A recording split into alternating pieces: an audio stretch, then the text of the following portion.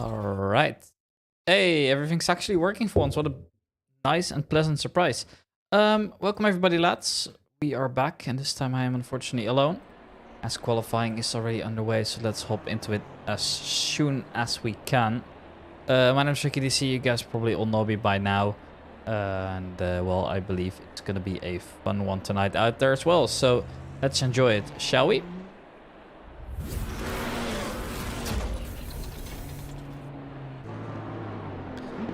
The first minutes of qualifying are underway, and our first class we are going to be watching today is the GT2 class. I already saw one new addition to the grid in practice earlier, so the field is slowly but surely growing a little bit here, and it's Bradley Nielsen Vestergaard if you want. He has chosen the Maserati as his tool to drive around Monza tonight. Weather's looking quite lovely out there today with a 21-degree ambient weather and no rain coming up or predicted. A little bit going wide for Bradley Nielsen and Vestergaard. Now that doesn't matter too much, obviously. It is just warming up laps, but rather keep the car in one if you could. Kowalski is once again also driving, this time opting for a Haas inspired livery, that being the Rich Energy, which you guys are probably all familiar with. One of the biggest, well, I guess you could argue also scandal in Formula 1 history. Kowalski has taken pride in supporting Rich Energy all the way. And, well, it is a good-looking car. You gotta give him that as well.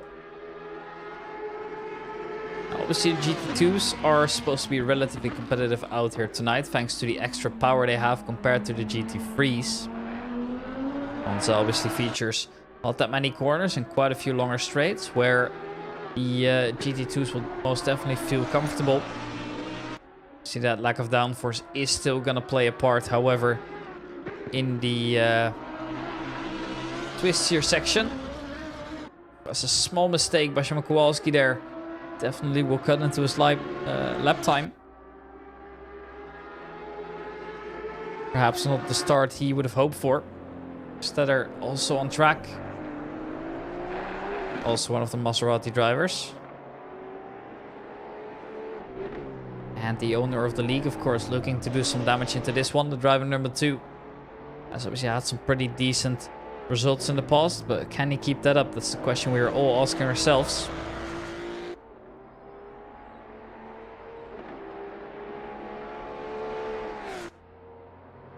And so far he seems to be handling things quite well. Here is Andrej Batek out there as well.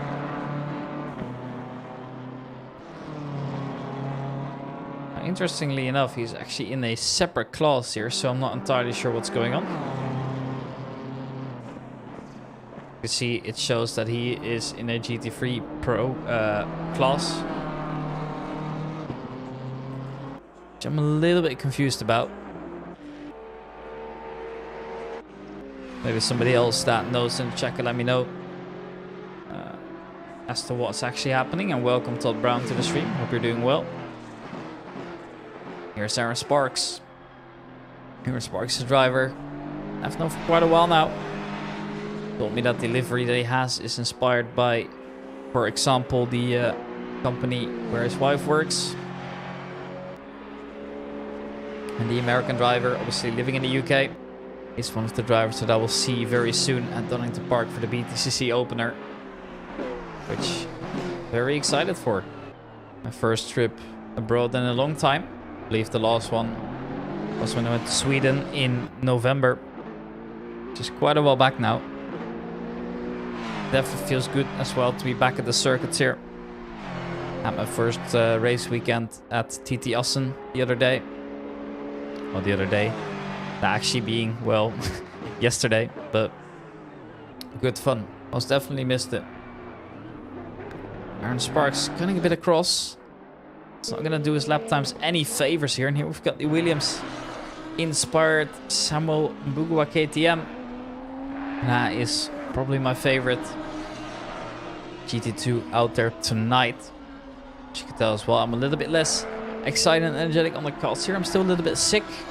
Yeah, for some reason I can't seem to be getting my health under control. It's a little bit unfortunate, but we should be able to manage it nevertheless here. It's currently Szymon Kowalski with the fastest time. He set a 146.8, and that will be the reference point for the rest of the GT2 drivers from now on. Steller makes his way around the final corner, hoping to put out a competitive time in the circuit of Monza.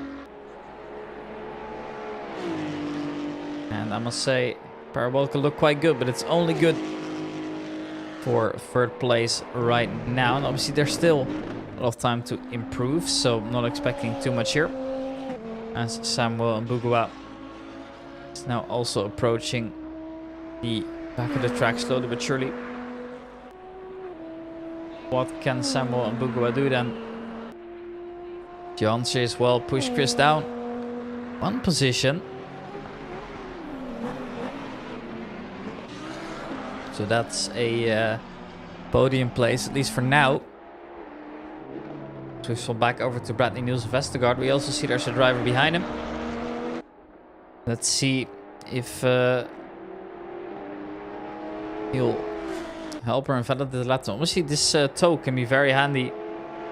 However, I'm not sure whether it's intended or not. So I don't know whether they're working together or at some point they'll have to let each other pass here. Because if they get in the way of each other, things might get gnarlier. Look at how close he is. Oh no, and they collide.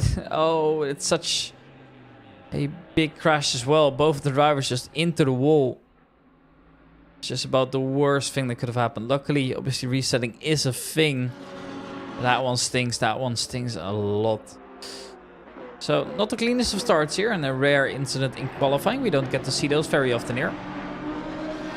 Here's John Dudley. His 3CD car as always.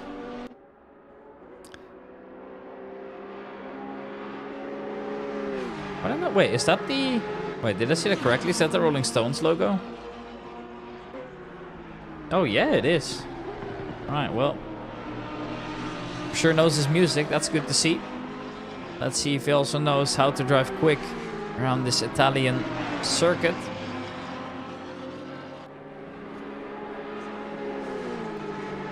As Sean Dudley crosses the line, stays in the same position 2/10 of his last time, so no improvements made by him.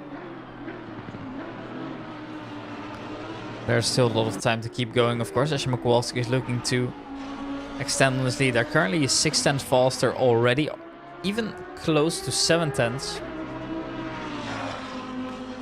But even then, just an extra improvement would be nice. But unfortunately, it wasn't going to be this lap. There will be other opportunities, so I'm not too worried for him. As you know, there's a lot of drivers driving close to each other. Here's John Dudley, one of them. Really good lap times, and it's good to see that Samuel Mbugua is also very competitive out there tonight. I always love seeing him at the front. Now let's hope that he can keep it up, and as I say that, goes very, very wide, loses control and gets, well, slammed into the barrier. Which is about the worst thing that could have happened to him. As here we see Steller slowly but surely makes his way through, going as quick as he can over towards the last set of corners one more time.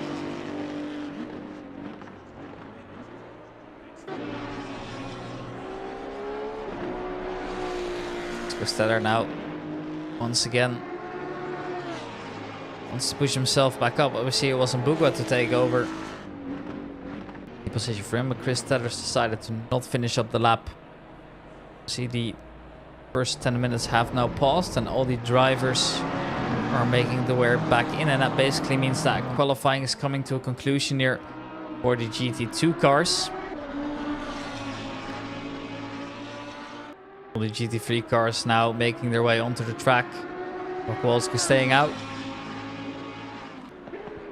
Trying one more time and then decided to also come to a halt here. So now we finally see all the GT3s getting out there on the track. Obviously there's no separation and splits anymore when it comes to the GT3s, so it's basically just all out, but obviously they have more time as well. So the order for the GT2s is as followed. Then we have got in first place Szymon Kowalski, followed by John Dudley, Samuel Mbugua and Chris Stetter in 4th position. And we've got Aaron Sparks, the newcomer Vestergaard. And then if we scroll down all the way, we also see Lombardo in the Porsche. I don't think he set a lap, and Dominic East was actually in there as well in P11. I barely saw him. Only really saw him in the small incident that he had earlier in qualifying, but after that he's kind of gone unnoticed to me. Now he obviously is still on the track when he really shouldn't be anymore. GT2 qualifying time is over, so not finishing up the laps and just coming in now to ensure that it's a fair playing field for all the other drivers. And it's quite busy out there as well, so seeing how that one plays out, gonna be an exciting one. Here's Martin Bryan, we're aboard with. Everybody's just trying to find some space on a track, which, well, isn't easy, let's be honest, on a track like Monza when everybody's kind of uses similar paces, right? Some drivers are just way faster than the others. That's going to play a big factor here. Everybody has to kind of respect whatever's going on and just take it easy. Sure they don't make any mistakes. Or ruin somebody else's qualifying by going off, for example. And hello, Amigos Racing League main account. Obviously that being Chris Stetter. Simon van der Weijgaard getting up to speeds as well. Ready to start his qualifying with a bang. 17.5 minutes remaining here, where the remaining, well, plus minus 30 drivers will try and fight it out for a good qualifying position here. Stay aboard with the Belgian driver for a little bit here towards the first chicane. And Ferrari 296 is looking lovely out there.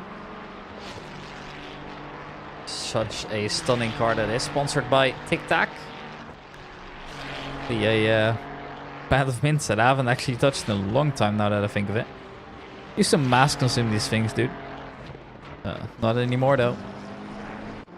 So Andre Batek is back from gone, and this time has gone for a white Red Bull Racing inspired livery, or maybe he's been signed by Red Bull Racing, but then I probably would have known.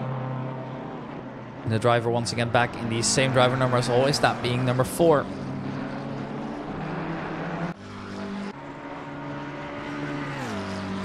Dario Segaro, one of the M4R drivers that has had a relatively good season so far.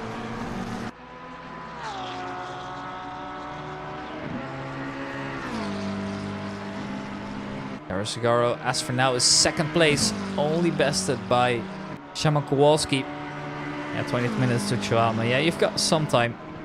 Maybe time to get yourself a beer. Oh, wait, that's all of that when you're driving. But you could, it's just sim racing after all, as long as you're able to drive. I feel like that would help me though, considering I get nervous in these kind of situations a lot. So just to loosen up. My work here is done, just gotta work out to catch Kowalski, who was faster and have 5 seconds more success penalty. Yeah, the success penalties are gonna be tough. Now, I wasn't there last week, but I was told it was a decent race. Relatively close, so that's always good to see here. As we here do see John Wilson making a switch to Ascari now. And then fully on the throttle to then make his way over to the Parabolica. I must admit as well though, this track definitely is not my favorite. It's a track that I find difficult to enjoy. Simply because there aren't a lot of corners, and the corners that are there are just super tricky.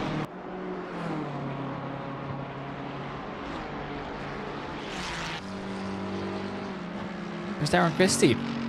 Darren Christie is a name that you guys might all know. He's been here before I was even here, so And I say that as if I've been part of the Amigos Racing League for a long time, but it's roughly a year from now, which still feels unreal as well, considering that was the first sim racing gig that I've ever done. It kind of got me into it. Long story short, I was doing my thing as a Counter-Strike commentator, which I have been doing for quite a while. Got an offer from Sebastian Soltzik.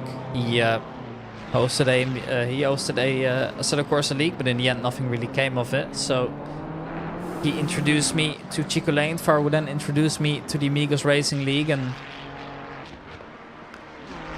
it's been a pleasant journey ever since. Anthony Lombardo is out there, interestingly enough. He joined very, very late, so I'm not sure what the rules are regarding this, but he's out there. The Porsche is looking stunning. It's the first time I see the Porsche out there on the track, or is she just in the wrong split? At this point I'm hesitating, but that wing looks way too big to be a GT3. Or am I tripping? Somebody needs to inform me here. Oh, sure, yeah, it's not a GT3, right?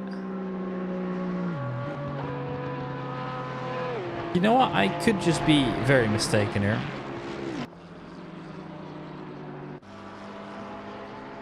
And also that brings me to an interesting question as well. Have there been other commentators before me? Because I mean, Con Mooney taught me all the tricks that I needed to know, but in the end, yeah, as far as I know, he was the only one really there. But I could be mistaken, of course. And here's Aaron Holloway. No, Aaron Holloway, I know. It's a GT3. Is it? The wing looks so off. Wait. What? The wing feels so off. Ah, right. He comped the entire thing. So, okay, that makes sense.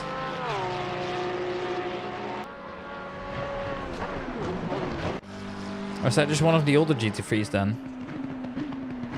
Because it looks and sounds different, but maybe I'm tripping.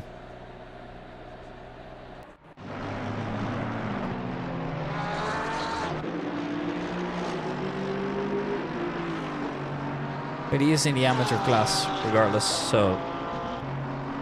Interestingly enough. Oh yeah, I do see it now. That's weird. Maybe a small mistake ranking and then... might explain it. We are currently watching Emanuele Apparati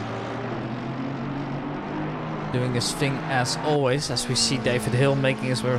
Ah, it's 991 GT3. Alright, that makes more sense then. Yeah, I was about to say, the wing looked way off, but it did show him in red, but then I saw that it didn't have the line in it, so I was like, that's not a GT2, is it? Or is something else just massively wrong?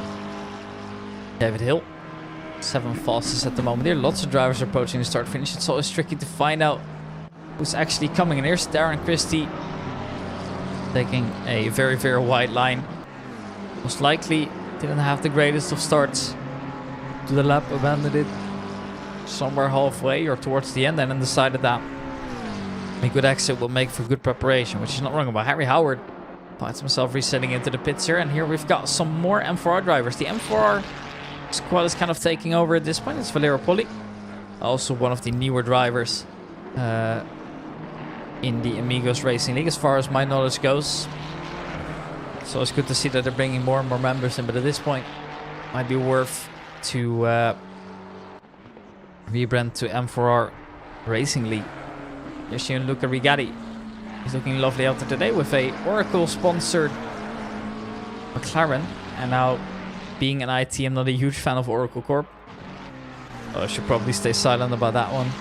Ensure that I have job chances in the future.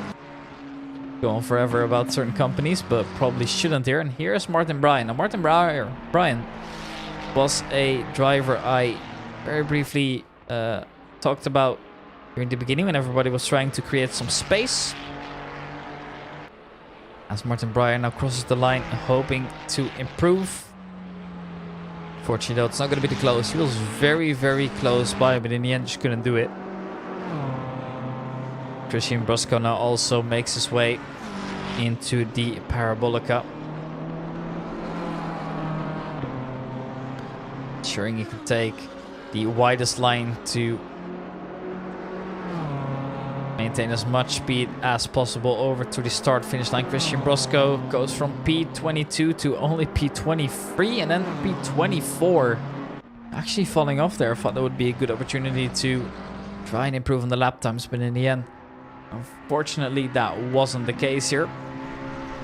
So it is currently Matthew Gamble that is fighting on for the second spot. Szymon Kowalski, the highest ranked GT2 driver, has fallen off the third position, but Todd Brown and Matthew Gamble are definitely still able to improve if they wanted to. And I wouldn't be surprised if at some point some more GT3s find their rhythm and, well, make their way over the GT2 cars. And obviously you would argue that this is a track where they have not as big of an advantage compared to the others, but either way, it's Matthew Gamble that's looking mighty fine out there. Todd Brown's back on the track as well. He's the current provisional pole sitter with a 1:46.280 rapid time. Matthew Gamble has now just abandoned his lap here. Arasagaro up in fourth, doing exactly what everybody expects him to do. Joseph Attenborough also just joined the server. Here's Thomas Merrifield with a British Touring Car Championship inspired BMW.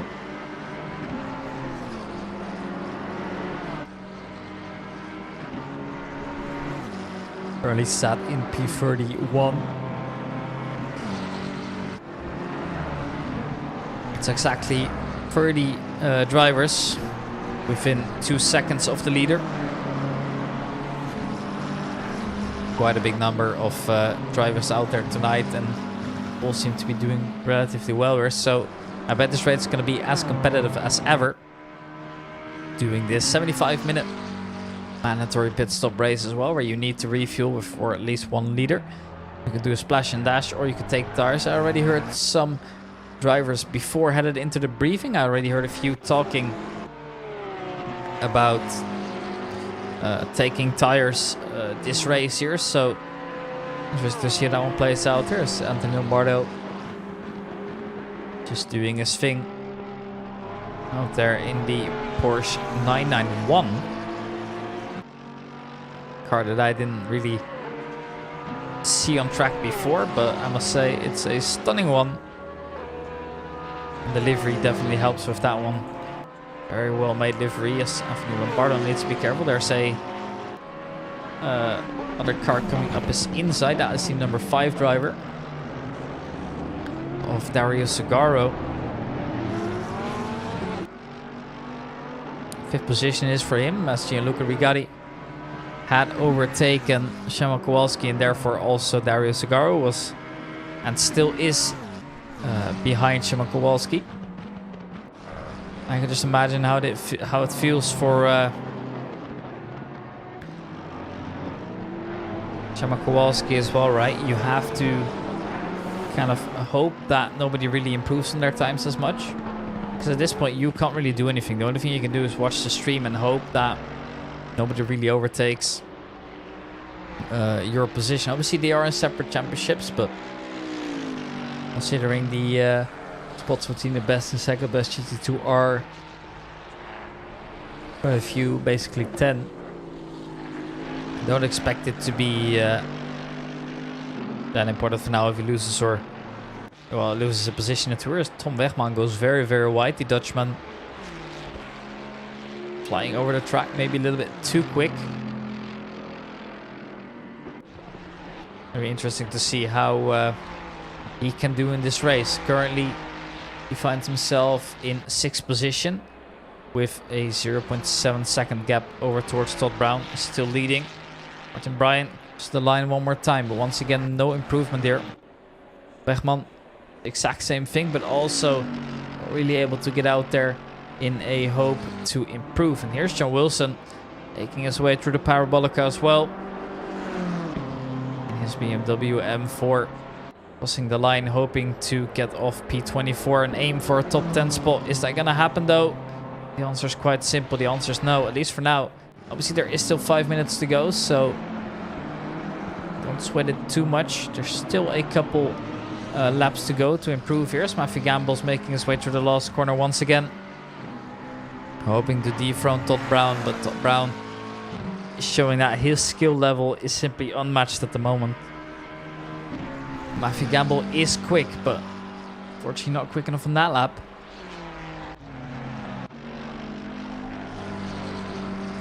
It'll be interesting to see if he can try and come up with something later, as David Hill is flooring it right now through the first few turns.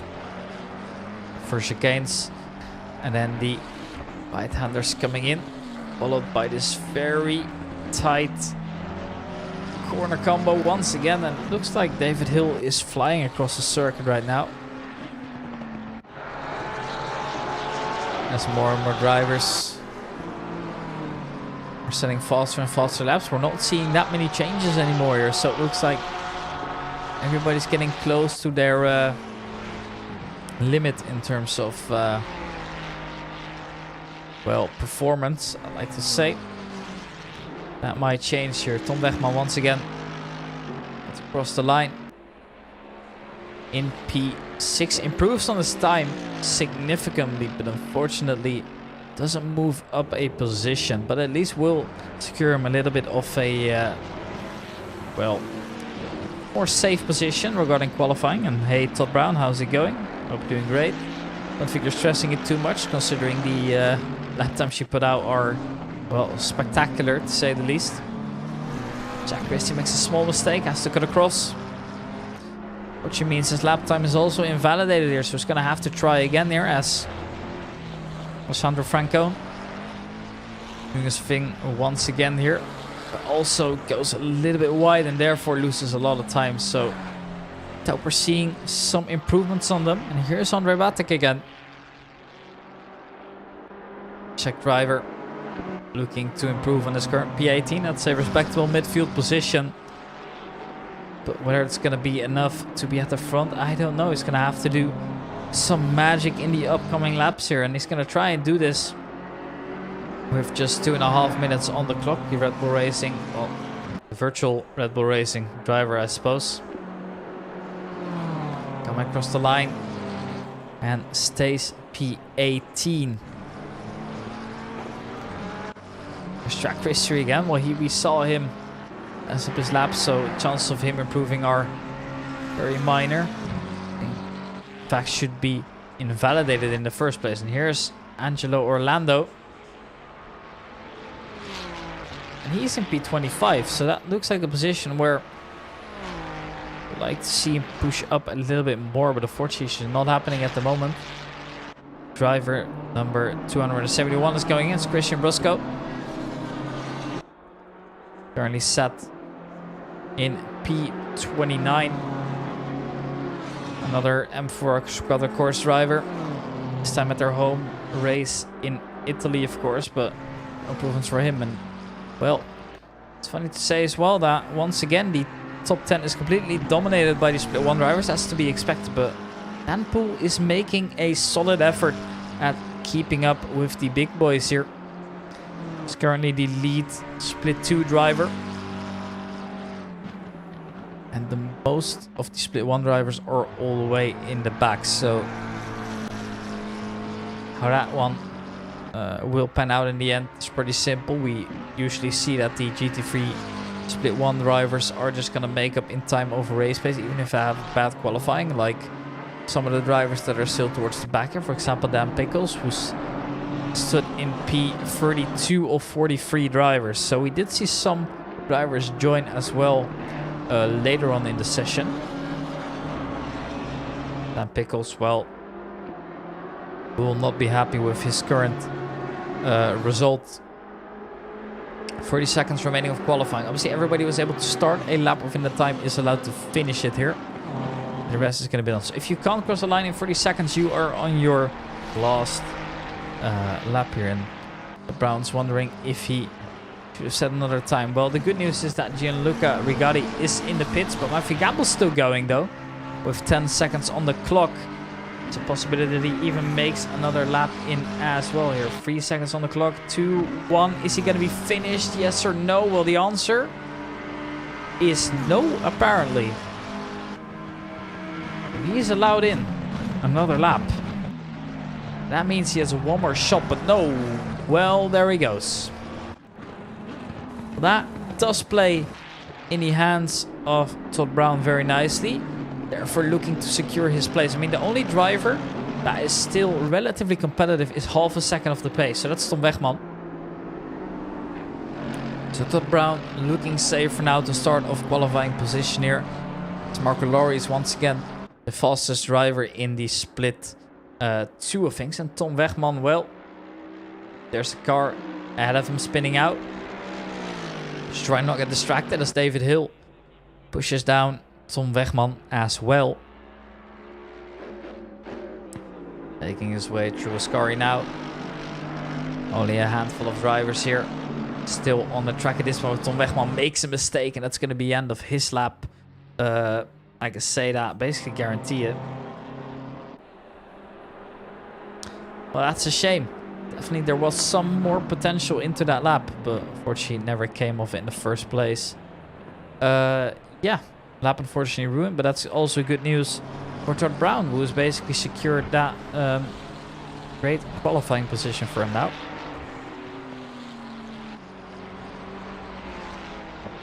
Angelo Orlando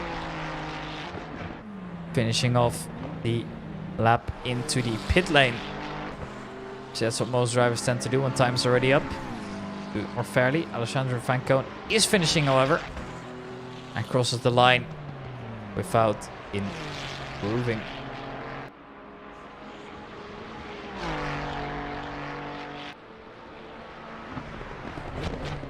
Everybody's screaming at Batek as well. It's funny. All right, well, that was qualifying for now. Now, I did notice that during qualifying, unfortunately, my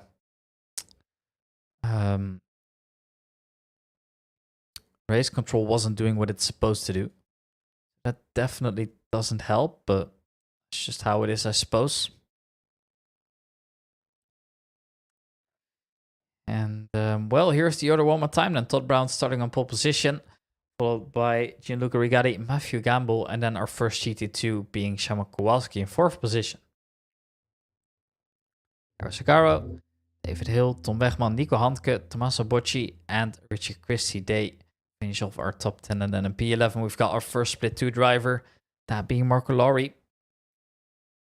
He has set a impressive time as well in his 777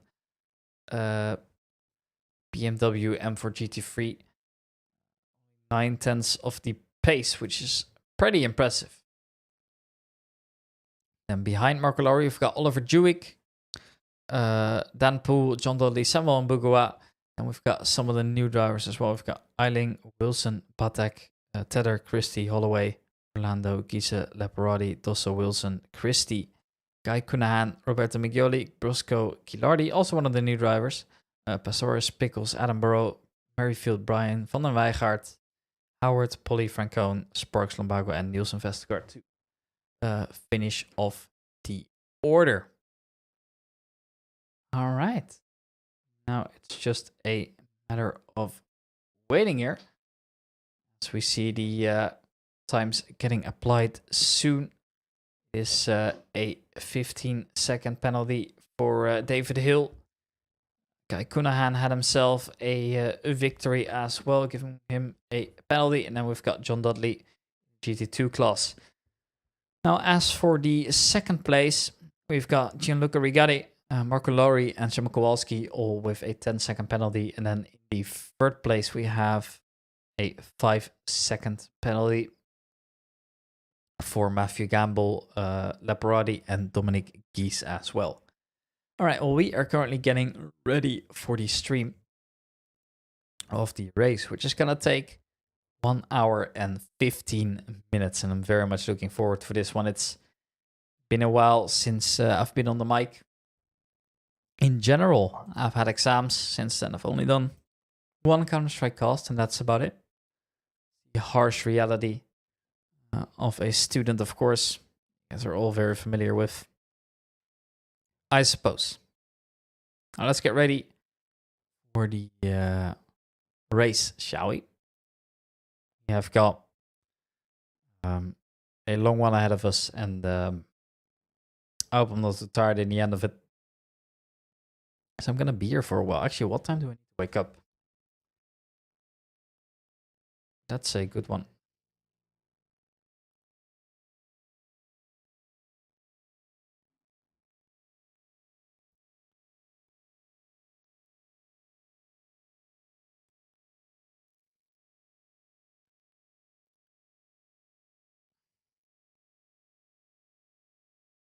All right, so I need to be at school at 9:30.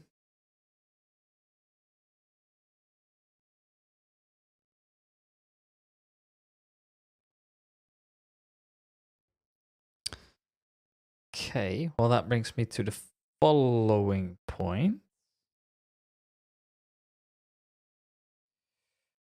Wake up. Okay, I can actually sleep till relatively late, so I think we'll manage the entire stream. I mean, at this point, I kind of have to, right? It's kind of my own fault, I suppose, for saying yes.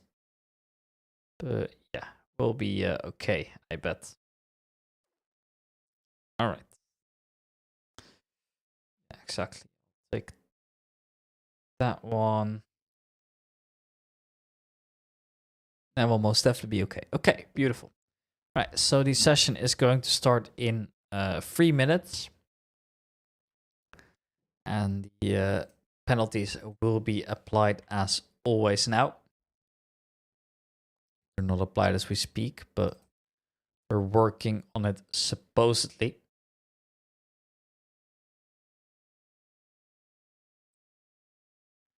All the cars currently lined up. Some drivers making a few more changes to their setups. And we should be getting ready to go. Now,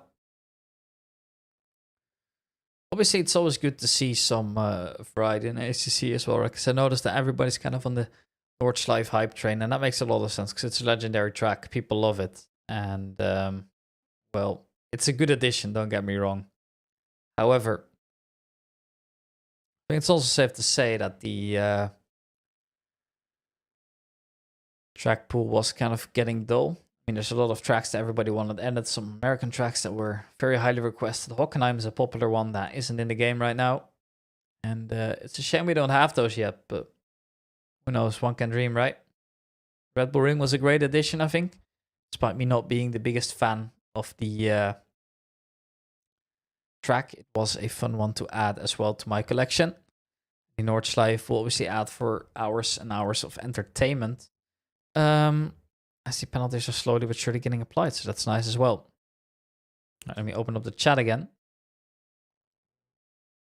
All right, I'm back on the chat now, which is also very important. And only 1.5 minutes till we meet the session end.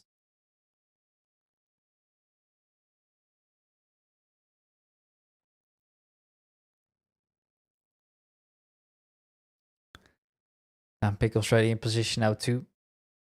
Changing his setup. Everybody else seems loaded in on the track properly. Obviously, we are also doing what we usually do, so a rolling start to ensure that it's more safe. And Chris Tedder is now towards the back, interestingly enough.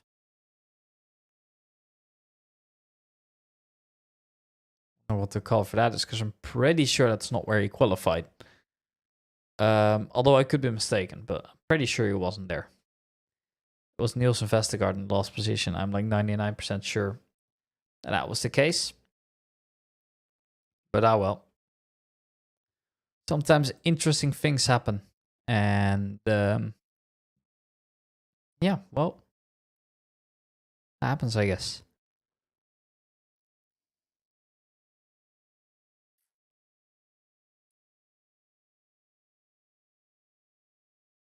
All right, what's going on here?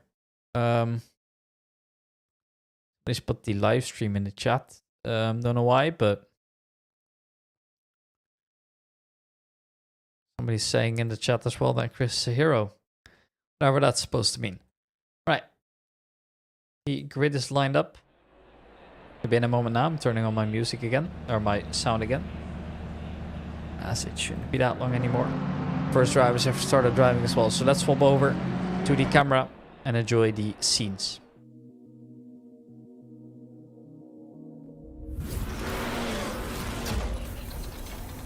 Okay, I clicked the wrong button, but that's fine. Ah well. Here we stand, and it's Todd Brown in the first position.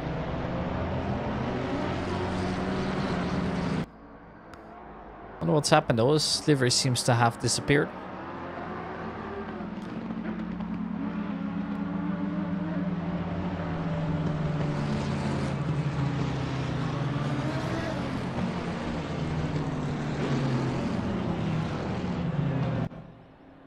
Alright, well.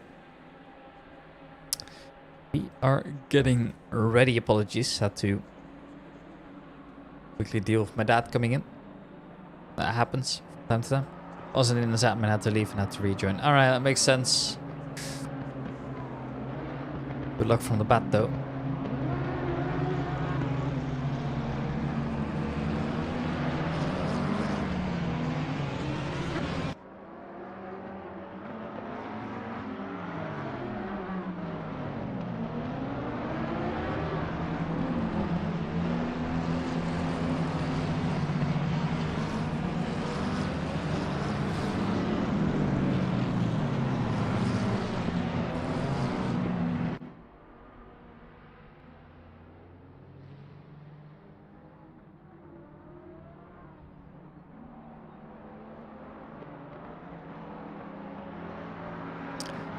Alright, well, we are getting closer and closer.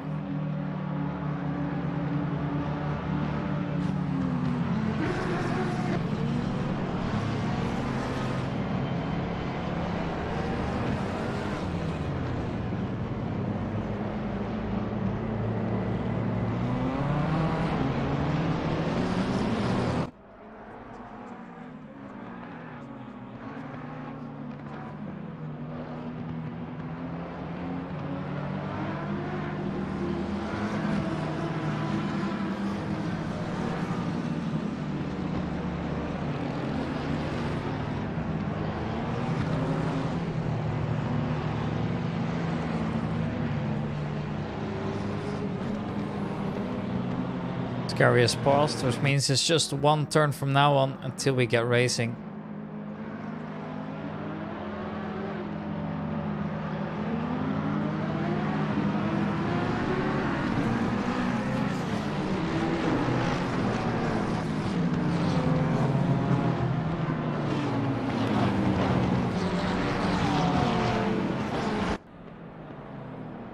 What time did Brown do in qualifying? Let me check for you. The times are unloaded. That's a shame. Well, I can't see them now, but he was bloody rapid. Yeah, no, it's disappeared once again. I've been having some struggles with race control recently. That's one of the things that came with it. Now, to make it even better for Chris Brown, the drivers surrounding him do have a big advantage, do have a big disadvantage with their success penalty this year. As Todd Brown will be the first driver to get going here. We are underway with the 75 minutes of Monza, and Todd Brown has a okay start and is able to maintain that lead into the first corner as long as he plays his cards right, and he does. Brakes late, is able to defend, leaves enough space if he needs to. But it looks like things will be alright for now. There's a couple of drivers going off towards the back as well. And there's absolute chaos and everybody's standing still. That's just about the worst thing that could have happened, and I don't even know how. But so many drivers are still finding their way out of there. Anthony Lombardo crashes once again. Some drivers still haven't gone going. And it's Anthony Lombardo in reverse, turning around, leaving some space for the drivers. Now, which drivers were hurt the most? It's Matthew Gamble falling all the way back. But there are so many more here. It's Chris Tedder still from the way back. Already so many disconnects coming out as well. 40 drivers still remaining, and now finally they're somehow coming back on the scoreboard. Right, that's weird. And my race control isn't having the greatest of times at the moment. I don't know why that is, but everybody's showing us a green, yellow marker as if they are crashing. but they are not, which is really unfortunate. Daryl Segaro here, wheel to wheel. Nico Handke through this car. You have to be careful at any moment, and it looks like they have managed though. Now the Italian will be forced on towards the outside, which is why it will be interesting to see if he can maintain this spot coming out of the Parabolica. Well, Dario Segaro decides that it's smarter to just lift off a little bit and then perhaps try his luck down the inside into turn 1, and it actually looks like the exit speed was relatively okay. Now the downside is now he doesn't get any slipstream, but he is basically side by side here, so Nico Handke is going to have to leave him some space coming into turn 1 one more time here. So Dario Segaro might be able to just force a move. They go wheel to wheel. They're leaving space for each other. Some small taps, and that will cause Dario Segaro to go a little bit wider than he would have wanted, as David Hill is still fighting alongside Thomas Wegman, who is... oh, sorry, it's Tom Wegman, of course, who is currently still in the same position he qualified in, but he will at least get ahead of David Hill. And that's a great start for Tom Wegman as well, and he might be in a good position to get on the podium, considering all the drivers ahead of him have penalties, apart from Todd Brown, the pole sitter, who did a spectacular job earlier in the qualifying to ensure that he was going to be in the best position here. Here's Angelo Orlando we are aboard with. Everybody doing their thing over towards the right-hander. It's still been relatively clean from this side on, but that start incident obviously didn't do much good here. Sean Wilson was decided to pit afterwards, and he's going to be stuck there for quite a while. Yellow flag coming out, but unfortunately it's hard to spot who is actually for, as the result of, well, the race engineers not really doing their thing at the moment. The race control is struggling. It's hard. It's very difficult to see what's going on now. The gaps between the drivers are barely correct anymore. Some of them are, some of them are very weird. So yeah, the computer is not doing what they're supposed to do. Okolari here, assuming he's not going to take it too hard on his teammate here. In the end, they are supposed to work together rather than against each other here. Otherwise, you'll get a you know, similar Mercedes Formula 1-esque moment, right? Rosberg, Lewis Hamilton, this kind of scenarios here. And here's Kai Kunan. Now remember that he won the race in Split 2 last week round, and now not only finds himself in P36, he's also finding himself with a 15-second penalty, basically putting him in the second last position. John Wilson was the driver with damage, and he is now out there on almost more than a minute behind. So for him to find himself in the position that early is frustrating. It's difficult, but I think weird things happening. And there is Andre Batek getting hit, and then a massive chain collision happening as a result. Nobody's really able to get out of the way. It's just dominoes falling. Andre Batek just stuck on the racing line, essentially. Everybody has to go a little bit wide to try and avoid him. There's a very dangerous rejoin here. One of the M4R cars having to take that risk here. Andre Batek, yeah, well, he's holding the brakes like he's supposed to. Although you could argue that him going in front there would have done better. But he's doing very textbook stuff there. So at least he's very careful in that region, ensuring that he's not screwing up everybody else's race. But it does force him back down the field one more time. And that's quite a shame, right? He's a very passionate and dedicated sim racer, so to see those kind of things happen, it's frustrating to say the least here. Obviously it's also part of racing. Pit window has been opened, so means everybody's able to serve their mandatory pit stop, and that's a very ballsy move from Aaron Holloway down the inside. A beautiful move that was. Very well done into turn 1. Braking very late, knowing that the GT2s are going to be slower around. Very well done. Devin Wilson.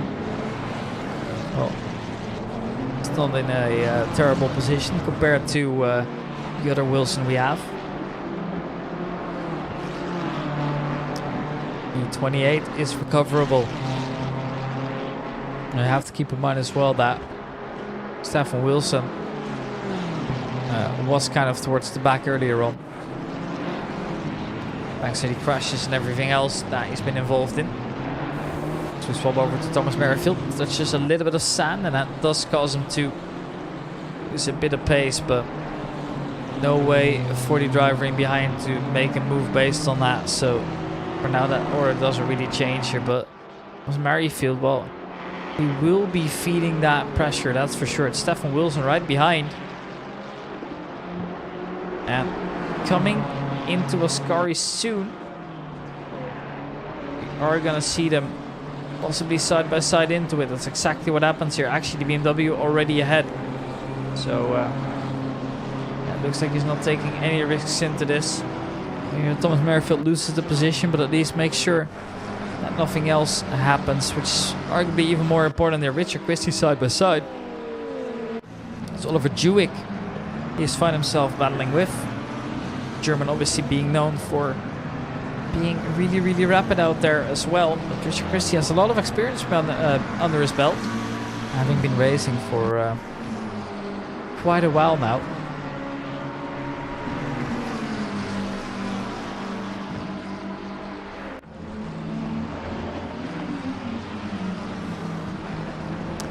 And here is Dario Sugaro. Still finds himself in a position close to where he qualified. A little bit further back, but nothing too bad here. And it's actually the split 2 leading driver, Marco Lari, to also push himself towards the front there. So the lap times are actually very similar. In fact, the fastest lap time of Marco Lari is faster than the ones from, for example, even David Hill. Who is, well, known as one of the faster drivers in Split 1. So it's very exciting. I wouldn't be surprised if at some point we saw the Italian move up a handful of positions and then just keep on going to potentially find himself even further ahead of the rest of the Split 2 drivers. Because keep in mind that the second highest ranked Split 2 driver out there in the session right now, or at least, well, second highest position, is Jack Christie. And Jack Christie is in P17 only. Samuel Mbugua makes his way past the Porsche of Aaron Holloway. Aaron Holloway could have a dive down the inside again, but instead decides to stay behind the GT2. It's a good move by the Kenyan driver. And now Aaron Holloway actually gets a really good exit out of the first chicane, and he, well, used that to his advantage. Obviously he's got the slipstream, but he has less power compared to the GT2. KTM is one of the meta cars out there as well. Here he goes down the inside, makes the move. You see that Samuel Mbugua couldn't get on the throttle as soon as he wanted, so he has to lift. Therefore, it's a very easy move for the British driver to take that back to position. Samuel Mbugua, he moves down to P14, which, well, still isn't bad by any means, but would have loved to stay ahead, of course, of Aaron Holloway. But at the moment, that's not really happening. Marco Lari has found himself onto the back of Nico Handke as well. Nico Handke is currently doing slower lap times by roughly 0.2 of a second here. So the fastest driver in Split 2 is looking to challenge with the Split 1 drivers this time around. As it's interestingly enough, Szymon Kowalski to find himself in the second position now. So he's actually moving up from where he started.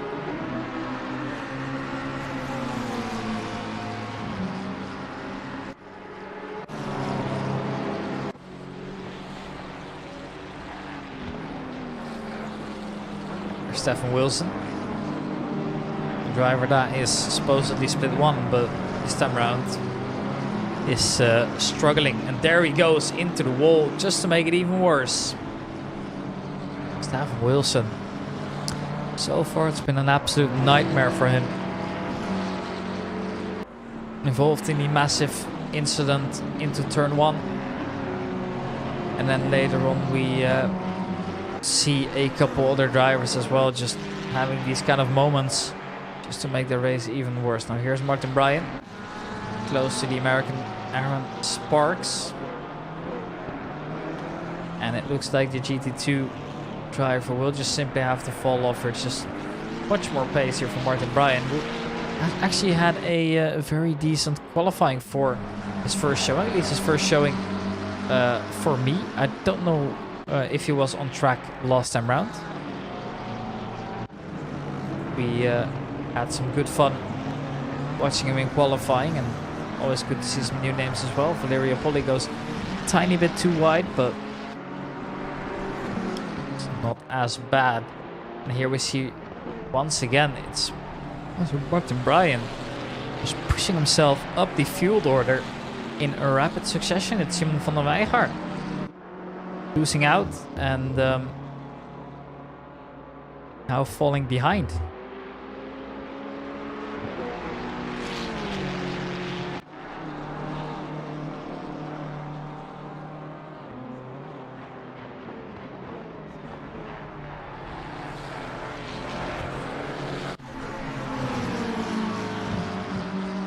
Richard Christie finds himself behind Tommaso Bocci now.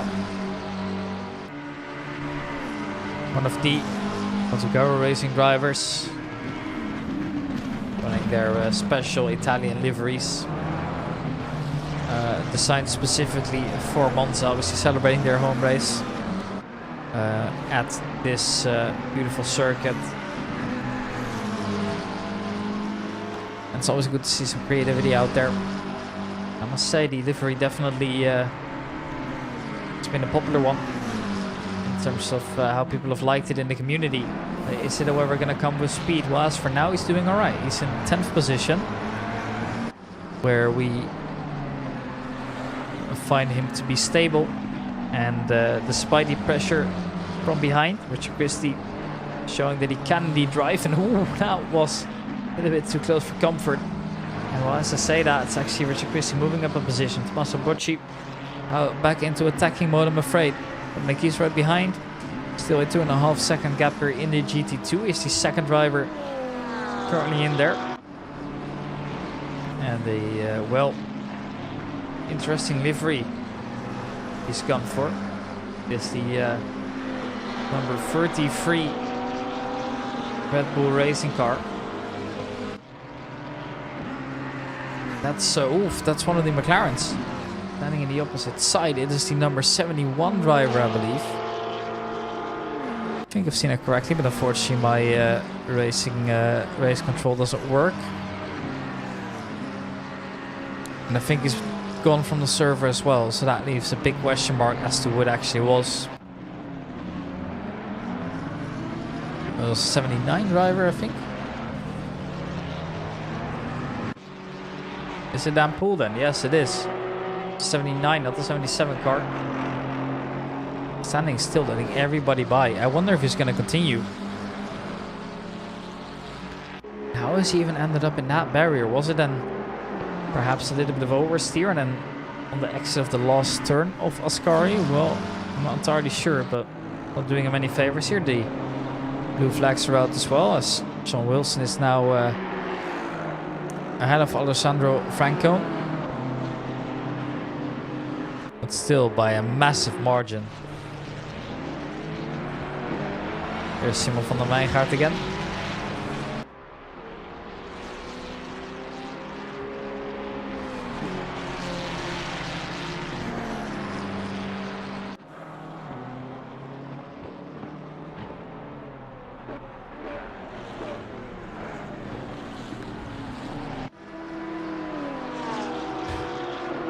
There's Stefano Dosso, a name I hadn't heard of before the stream, that is. It's good to see him on here, and he seems to be competitive in the middle of the pack here. currently running in P17. And chasing down Pickles while being chased up by Jack Christie. You can see the massive blue Polonaise making their way in. Is that an English word? I think it is actually, now that I think of it. Here's Matt Eiling. He's a new driver. At least when it comes to the Amigos Racing League. Currently set in P28. So there's still 10 drivers behind him currently driving, and a couple more that have DNF'd as well. So the numbers are not spectacular as for now, but he's driving a stable race, which is arguably more important for now. Because in the end, chaos will always ensue.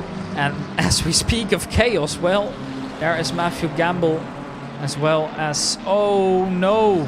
That's just about the worst thing that could have happened. Somebody collided into the back of him. It's absolute chaos here. So many drivers here standing still.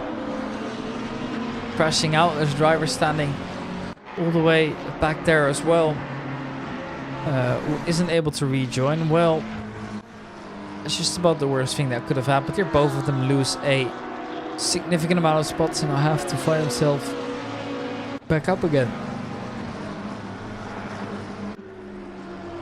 It also changes the order here of the drivers in front. Obviously the race is still being led by Todd Brown.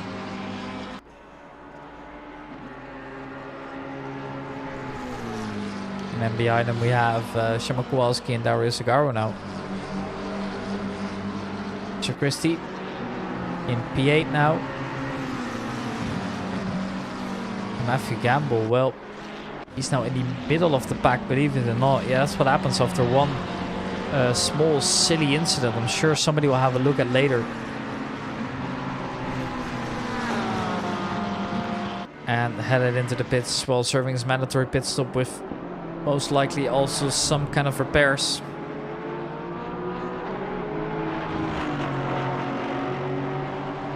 Harry Howard in P29. He's one of the newest additions to the Amigos Racing League field. This being his first season, but he's been there since the beginning of the season, and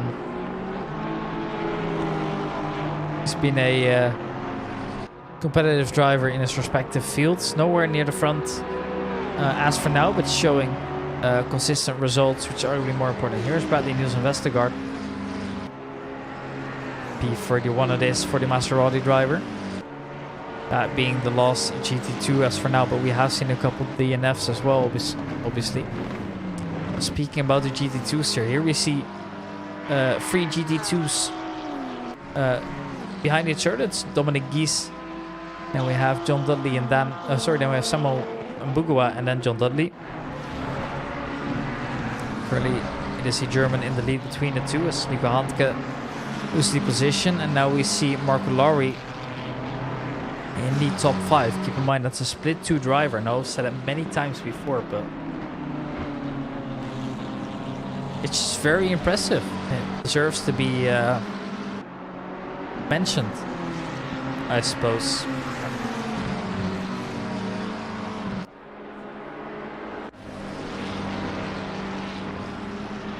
Jack Christie chasing Sir Tosso right ahead of him.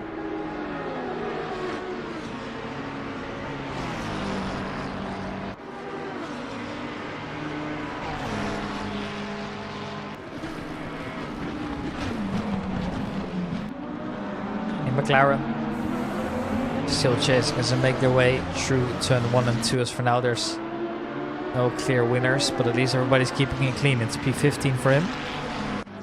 As Roberto Miglioli loses out on a position because Eiling has overtaken. Now Eiling has been placed in split 1 when he joined the league, so therefore we will most definitely see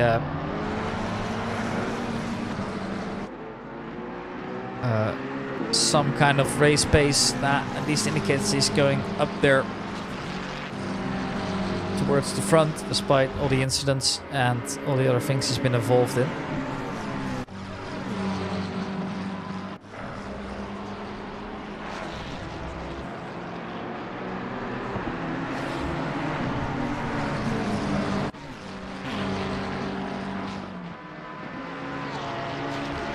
Everybody is kind of doing their own thing right now. There's a lot of on-track battles happening. Everybody kind of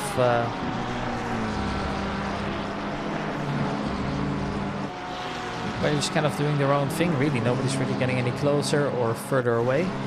Richard Christian might have a look though. Obviously, being on that straight is going to get such a tow.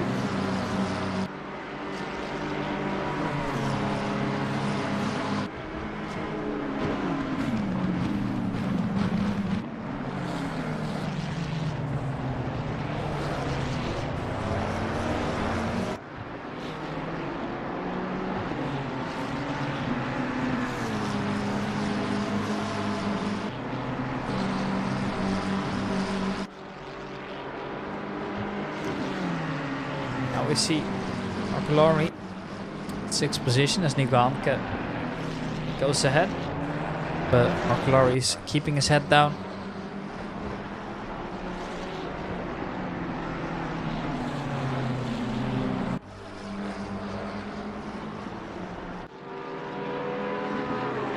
Harry Howard in P27. Tries to move one more position. Yes, the Martin could have a look down the inside here, but inside it's not worth it for now at least.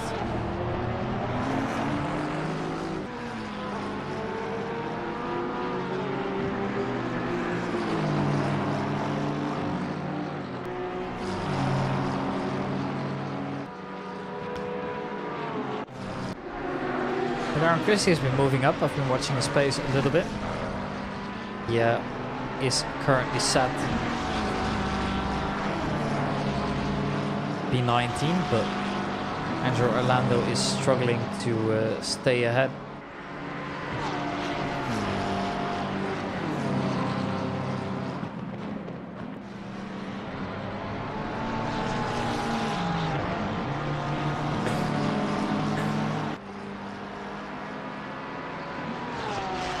Angelo Orlando now might be a little bit worried as well. On the straights, there is a pool, but is going to be enough. Well, it's a ballsy move down the inside. He Porsche leave space. Perhaps a little bit intimidated by what just happened. Very well done by him. That's what you obviously have to do in these kind of tracks as well.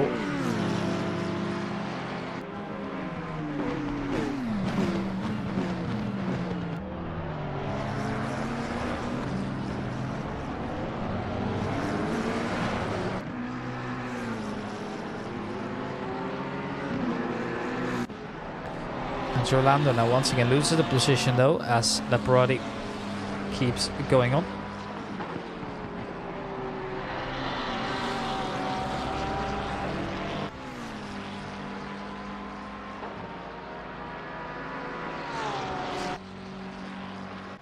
Masabocci finds himself at the back now as well of Oliver Jewick.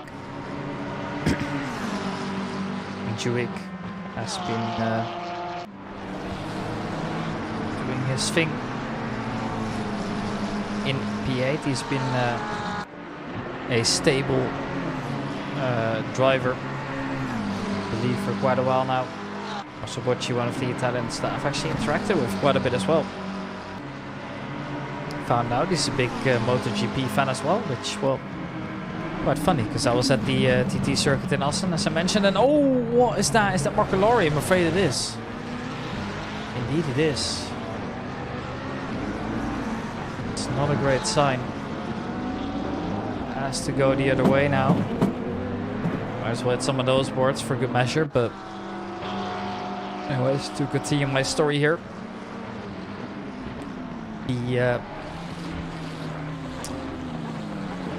race event that I went to was a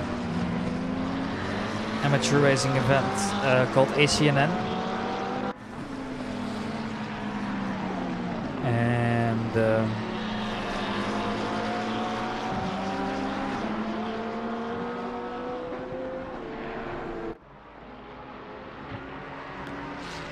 thing as well that was with it is that it's a small event.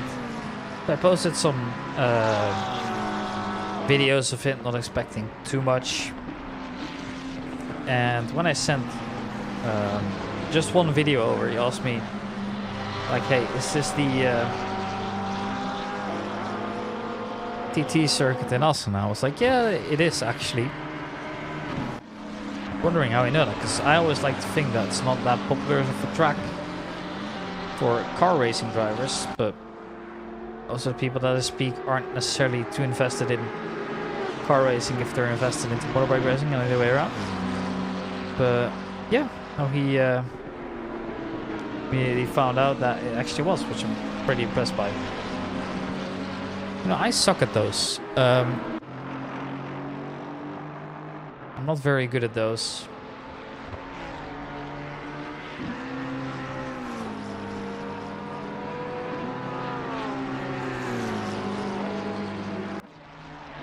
Like, if you put a picture in front of me, there's a big chance I don't know what track it is. I'm just terrible at those.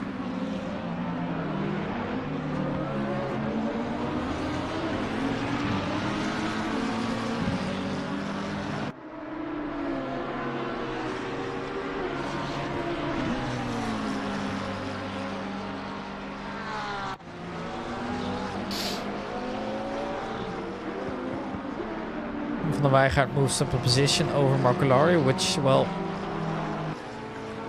as it means he's now unfortunately a mid-field driver. Now, obviously, it does make the field a little bit more logical.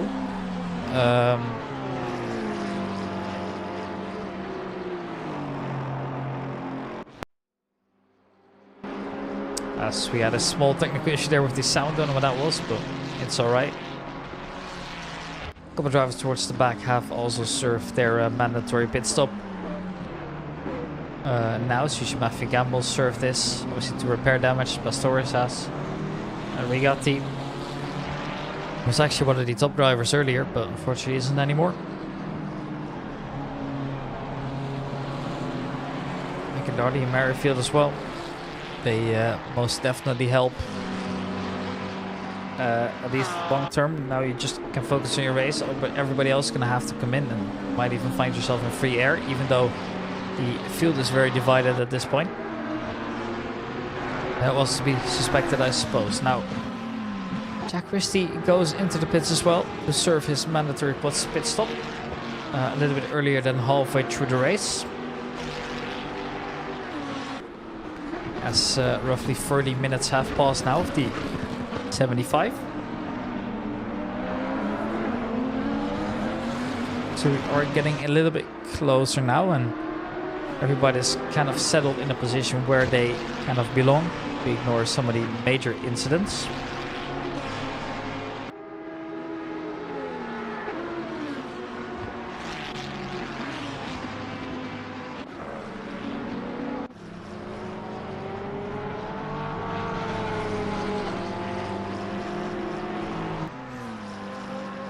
We're on board with Joseph Attenborough also making his way into the pits now. So a lot of drivers kind of deciding to come in out. Take the big risk of ending up in traffic though.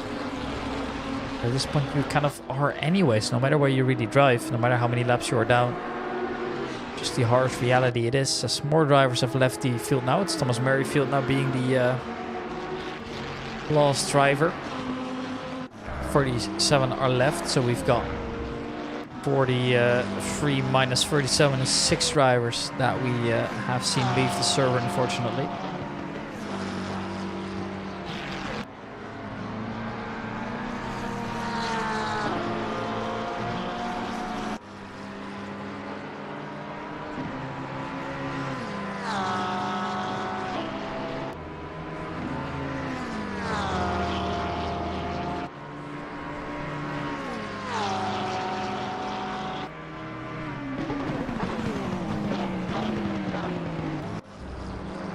Here's Raikkonen.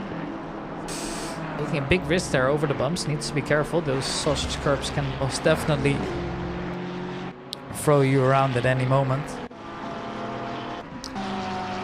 But he seemed to have managed it, at least for now. This is Aaron Holloway. And Aaron Holloway is going for a move down the inside, but there's a small touch. The Italian driver, Tommaso Bocci, did not see that coming. And now has to start driving again, even losing a position here to Oliver Dewey as well. So only down 2 positions. Could have been way worse, but in the end, for sure not helping for the race. In general here, as Polly finds himself now on a 30-second stop-and-go penalty. Still having to serve his mandatory pit stop well basically means that he is almost guaranteed to kind of end up in the last place. And now that's kind of unfortunate, but small mistake there as well by Oliver Dewey. That puts Tommaso Bocci right beside as they head into the Parabolica. They could most definitely go side by side into this. Who's lifting? Nobody is, but Tommaso Bocci has to move a little bit over towards the outer side. And it's a very well executed move there, utilizing that mistake. But Tommaso Bocci goes down the inside again. So this is definitely not a success yet here. And coming into turn 1, you can see that the position once again goes over to Oliver Dewey. Just had the better exit.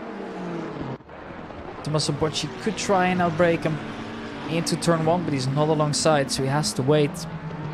Very well done by the German to get the position back. And a very, very nice move though by the Italian. You have to admit it as well. Unfortunately, it doesn't work out in the end, but he's taking the initiative to move up some positions. And unfortunately, it well, didn't really go that way this time round. As Eiling goes into the pits as well.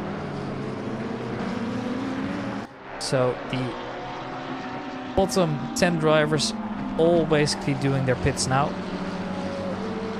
Whereas the midfield and the front drivers, they are staying out longer. That's what you usually see as well. The drivers pitting earlier were the drivers in behind. That means that the front drivers can kind of build up a lead and make sure that they don't end up into traffic, which is going to be the most important part.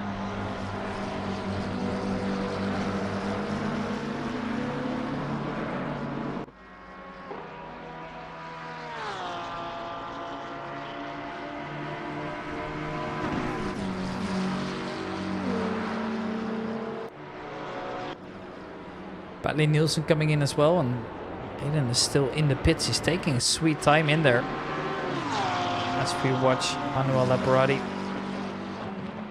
actually go for a move here down the inside on Dan Pickles, and he does so successfully. So he moves up.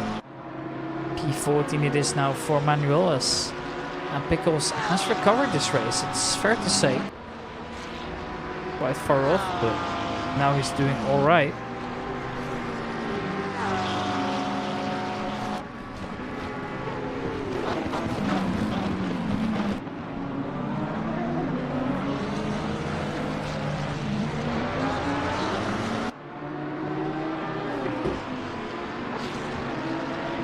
Gianluca Rigatti. In the background you see the mess that has been created thanks to all the incidents that we saw in turn 1. You know, where we saw Marco Lowry go off, the massive well, threats we saw in first lap as well.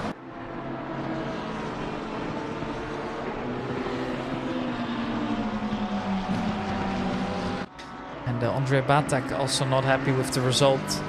He had left the server, but he's commented on the incident that he was involved in. Basically saying that people should push their brakes when there's a yellow flag out, which most definitely wasn't the case.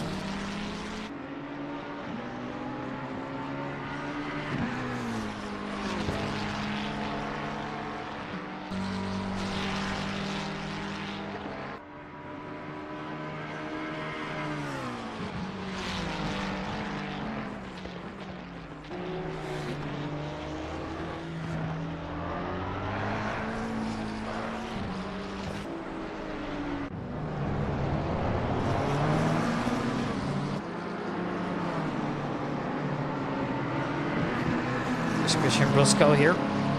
Lost the position to Matthew Gamble just now, and looks like unfortunately that won't change here. And actually, don't let it fool you. The McLaren you saw there is David Hill, so he is actually a lap ahead of them. And of course, I'm in the awkward spot where David Hill is on a similar pace, but still is moving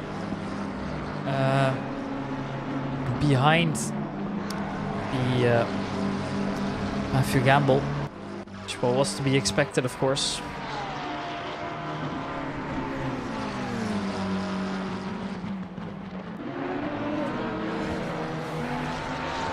Now Leparati here making his way through.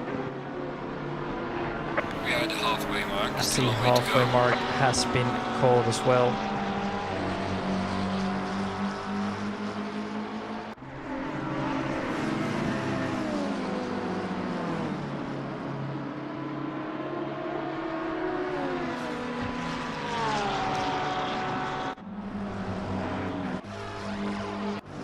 We switch over to Matt Ailing to check on how he's doing. Seems to be doing alright so far.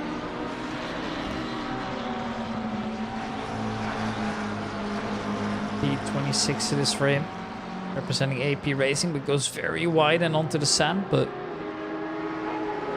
at least the car doesn't move unpredictably, so therefore he is going to be alright.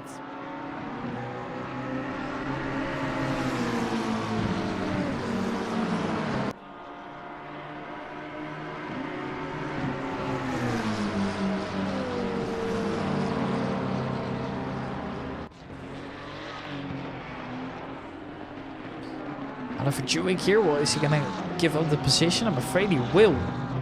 Masobocci moves ahead, goes up to P6 once again. German, fortunately not able to keep up with the Italian for now.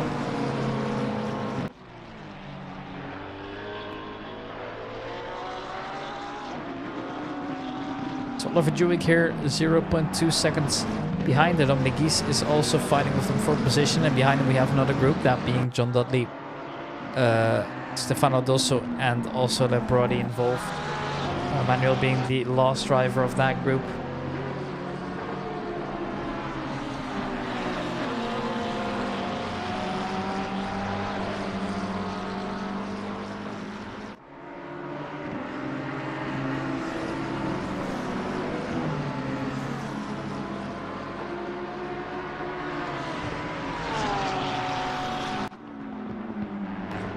Leparati, well, keep in mind as well that the driver ahead of him is representing the same team, so don't usually see them fight too hard here, but you know, that might look different on other teams. For example, here it is Jack Christie here going for a move on the Lamborghini of Dan Pickles, and he does so successfully.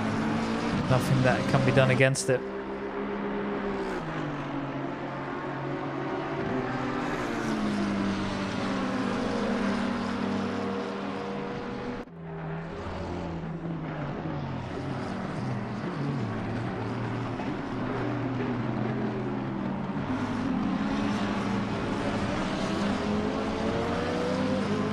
Tambo and Bugua.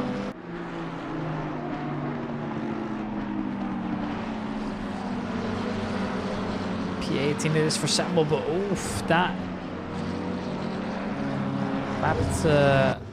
GT3 was looking very scary out there, but luckily the awareness is great. Stefano also into the pits. Dominic is still involved here, trying his best in a GT2, but obviously that lack of downforce might just play a big factor now. But the extra power could just help out now. You know, it is fair to say that they actually are competitive into this, which is good to see.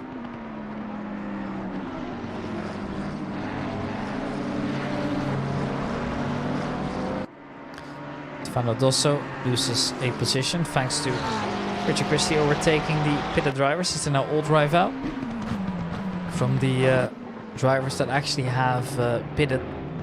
It is currently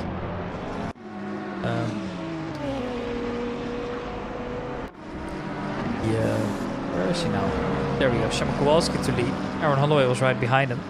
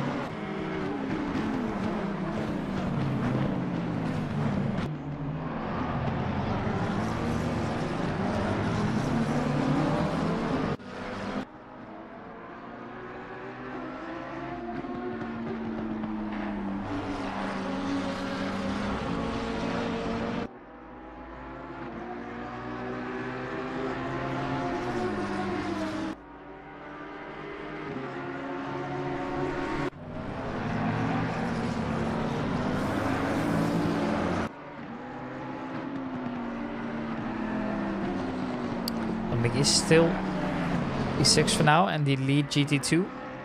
Shimon Kowalski has been a part of some unfortunate incidents as well.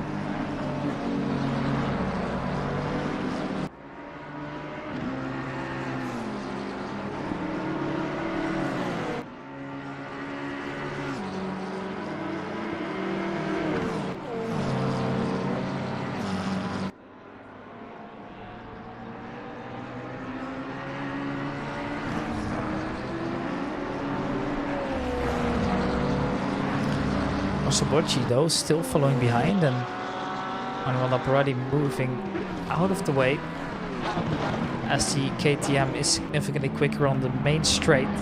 Obviously he will have a chance to take back that position later on, but it won't be on these straights, that's for sure, because the GT2s are just a class apart.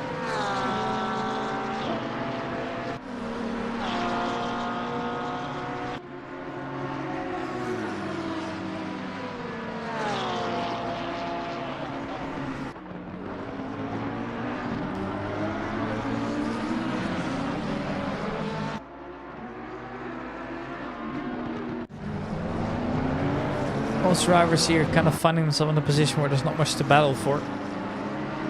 With 30 minutes remaining on the clock. I do hope that that will change eventually. Murphy Campbell, it's still close by.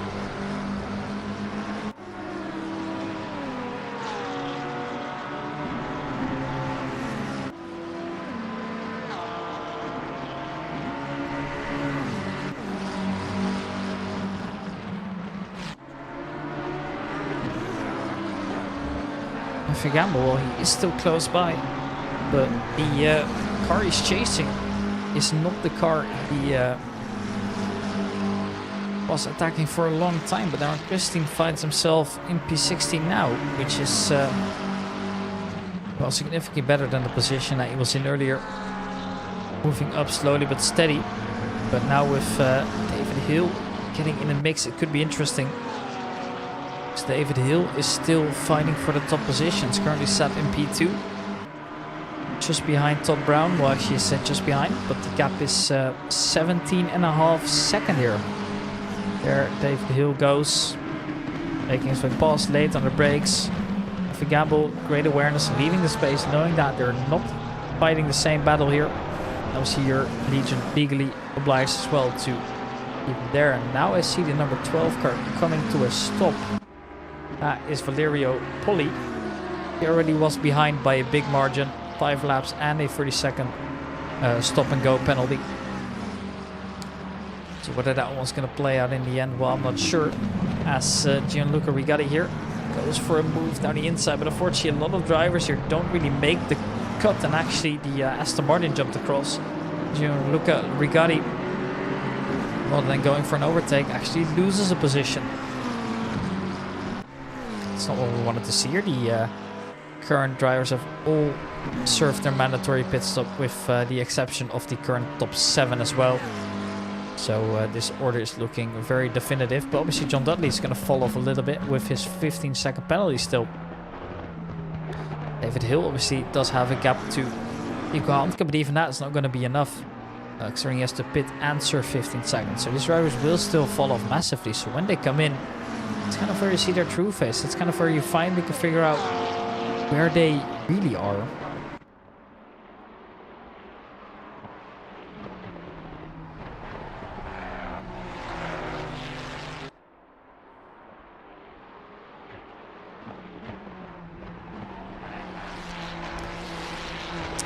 So Vane Pastorius we're aboard with. 7/10 off. As Laparelli once again is losing some time compared to Samuel Mbugua, but just immediately turning into the corner, he's able to gain the positions back, but then Pickles goes for a interesting line to say the least. Has to go off. I saw somebody else as well. It's Matthew Gamble facing the wrong way. He's just gonna rejoin in a safe manner. Well, unfortunately all the other drivers drive past him now. Wanna make sure you don't get into the way of them.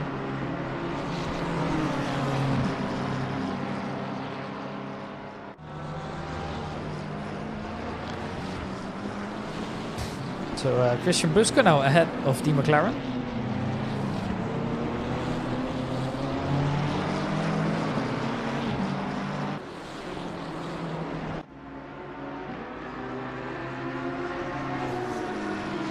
Obviously, the top of the HUD shows the mindset of Manuel Laparade here. Yes, we can, still chasing Samuel Mbugua. Yes, we can overtake him, but we need to try our best to keep with him in the first place here, because he could get away on the straights at any moment. It's going to be difficult to catch up on.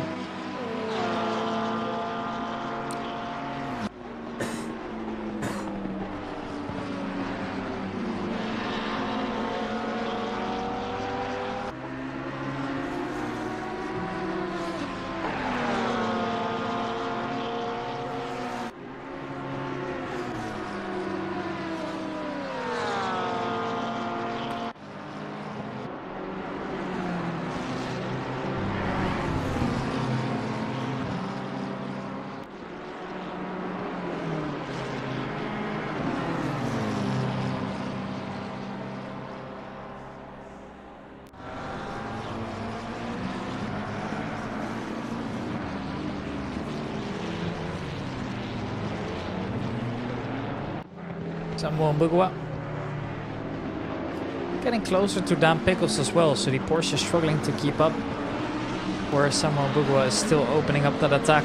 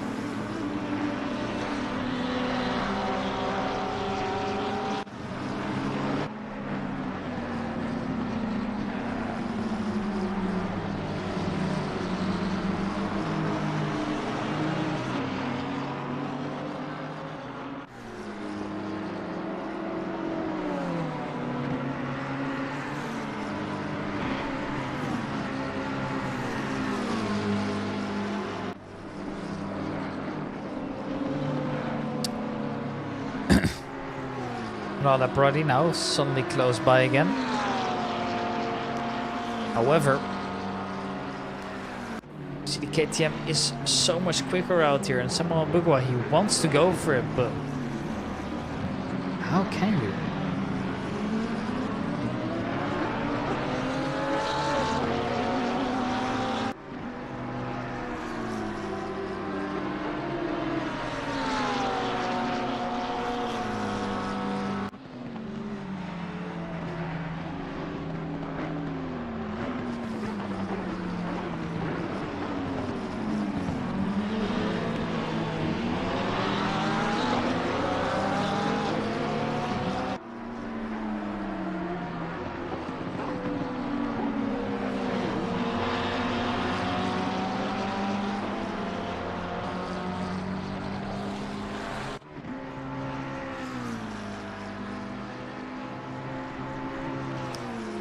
and we're all kind of getting away here, whereas Labradi's actually in a position where he's not really able to do much here. And now you can see as well that David Hill's just struggling to get past all of them at the same time here. And yeah, that was to be expected. And Pickles cuts across, loses time. David Hill makes his way past. That was the only logical outcome there. He just was way too fast into that turn.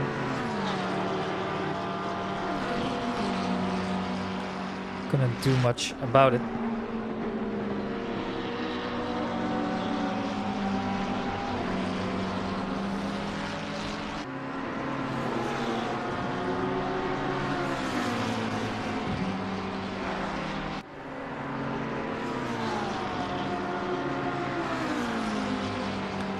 Aaron Christie are also coming closer and even going side by side as a result.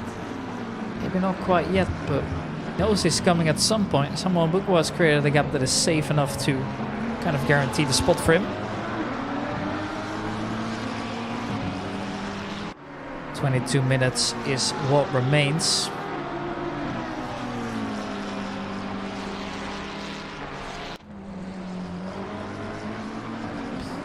Aaron Christie, well, he's still trying here.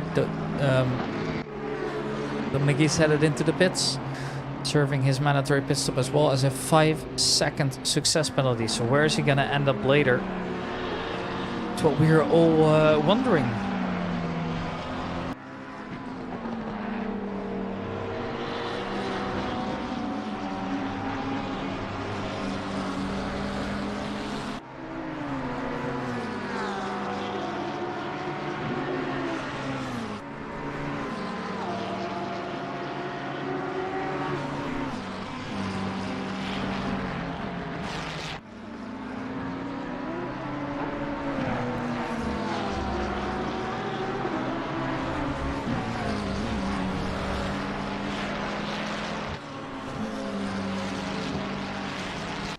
Well, he's back out on track now. P10 it is. He was it's later on Matthew Gamble. Oh no, what has happened to him? Let's have a look at that one in the replay. Put on a 30-second replay. Normally I don't really do these anymore, but for this one, it's so important that I wanted to see what happens.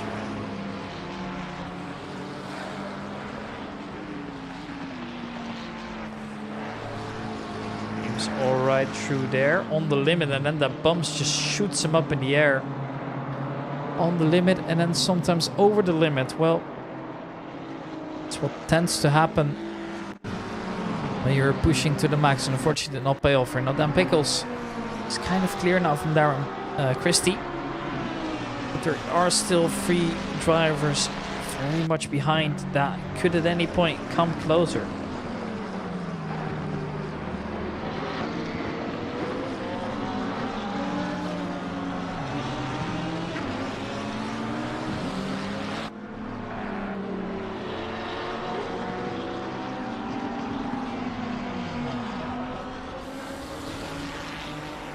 There is, unfortunately, Darren Christie going off in the background. Actually, Stefano also going with him, so now I want to look at that one as well. We were just fighting, we were looking at the driver ahead, therefore we couldn't really see it as well here. So you can see that Dan Pickles is getting away. There he goes, side by side, and yeah, there he goes. In fact, they both do. Well, definitely not the way you want to go, but at least they're able to rejoin. Joseph Attenborough in P29 he is, after getting overtaken by Lombardo, the 991 GT3. The only one out there on the grid.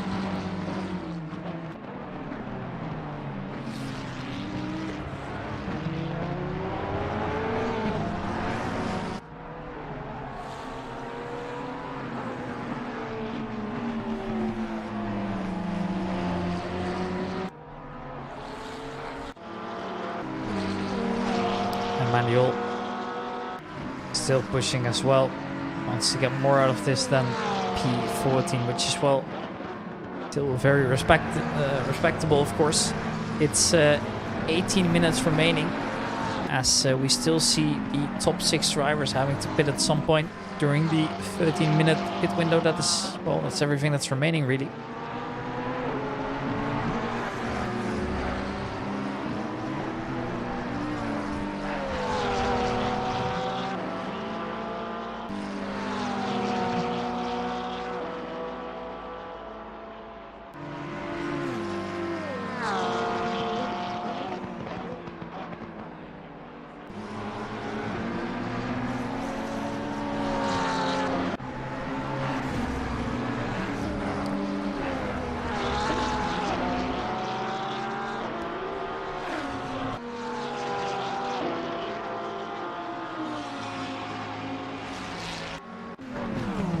Lombardo here going for a brave move down the inside.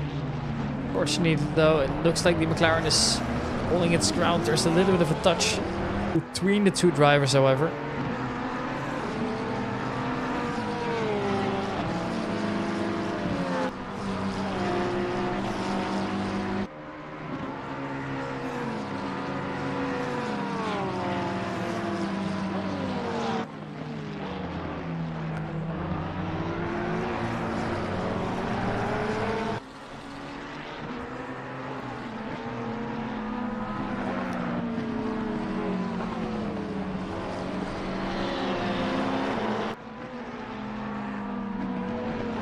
Aaron Holloway, P11, and close to, oh no, please not, okay, thank God. P11 he was, Dominic Gies getting close, a little bit too tight.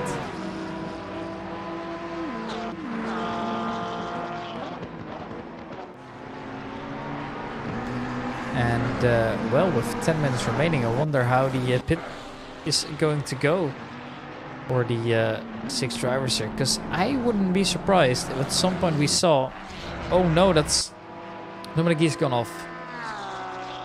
At some point I not be surprised if, for example, John Dudley would fall off significantly, losing on at least Sugaru and Kowalski.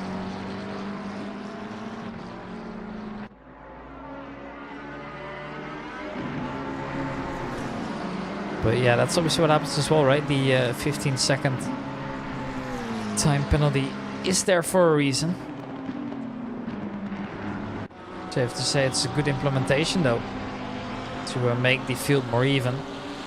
It's very rare that we actually do see people, you know, winning back-to-back, even if they wouldn't have had the penalties. So tough to say, really.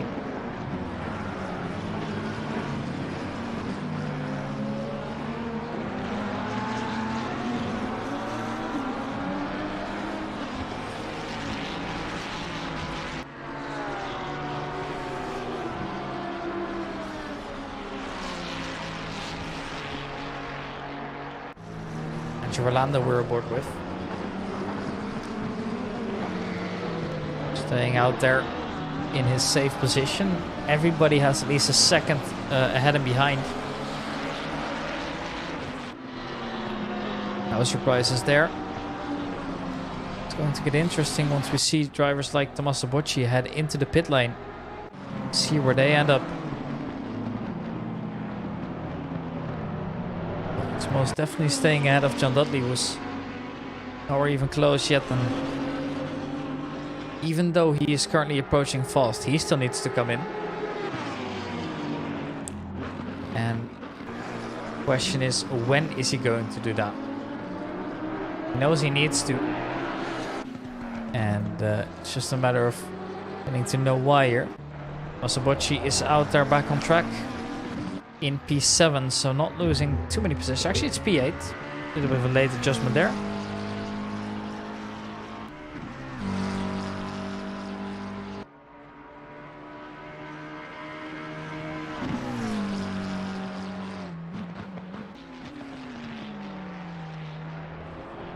Still the top 5 to do it, and 2 penalties to be served.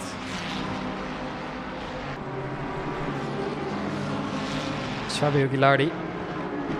And we haven't mentioned before much is in P30, moving up over John Wilson. John Wilson having a race that's, well, been not too great from his side here. Yeah, knows he can do better than this, but Monza just wasn't the right place in time for him.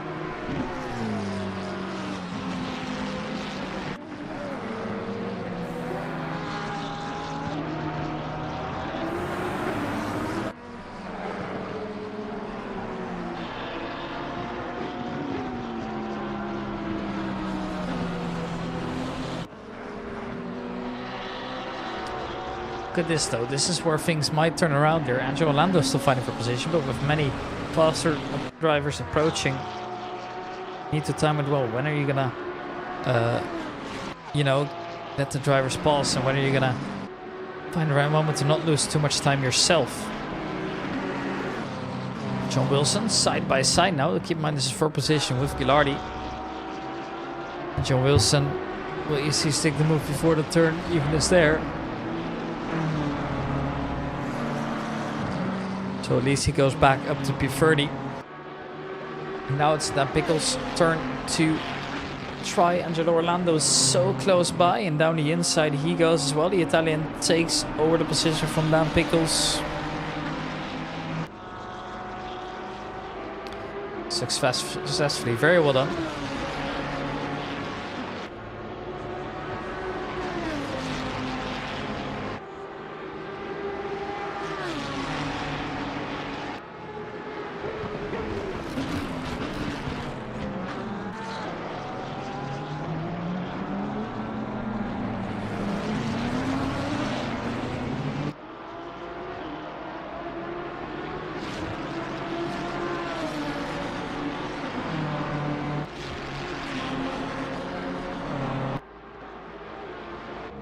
Christier loses a position. That's thanks to him going off. Now David Hill serving as mandatory pit stop. Todd Brown has served as well. Nico Handke needs to come in, but he is the temporarily race leader. As obviously he is going to lose that again once he comes in, but as for now he is temporarily in the lead.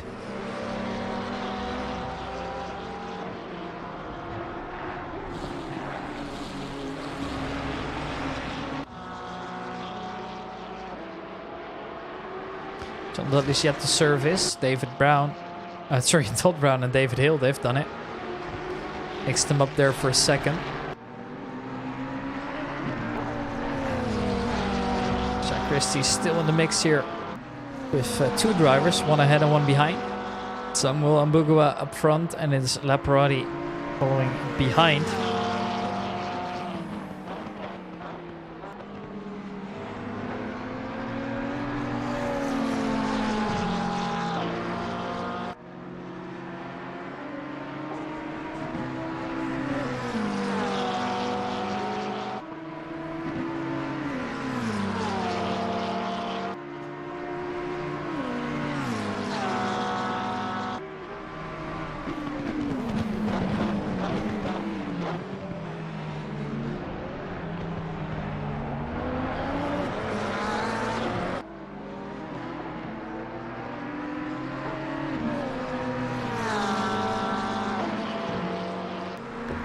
Here, side by side, but Jack Christie was on the inside line.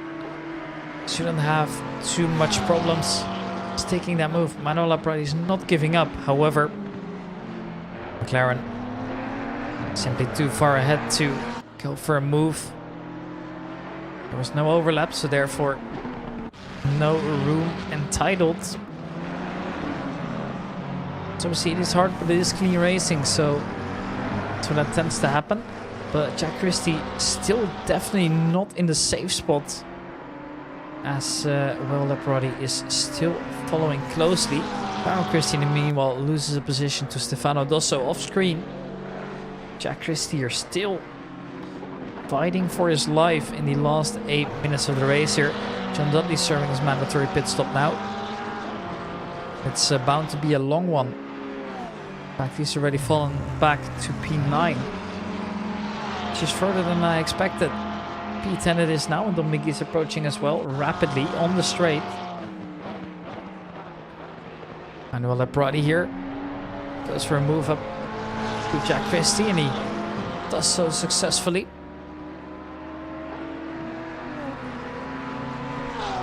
Very well done by the Italian to get past one more time.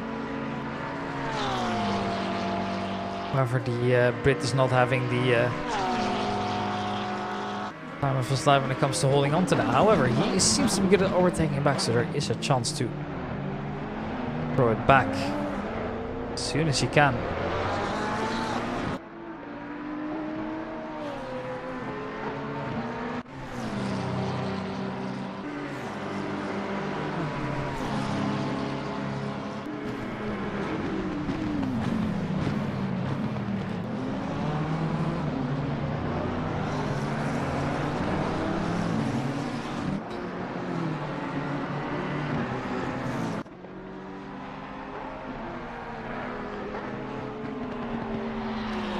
Jack Christie, I think, is gonna have to give it up. Half a second away though. Gap seems to now be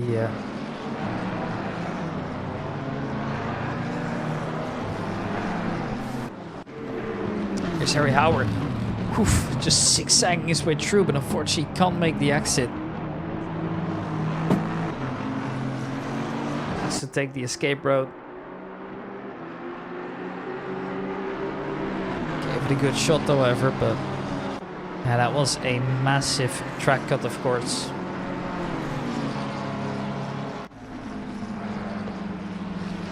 Doesn't do him any good.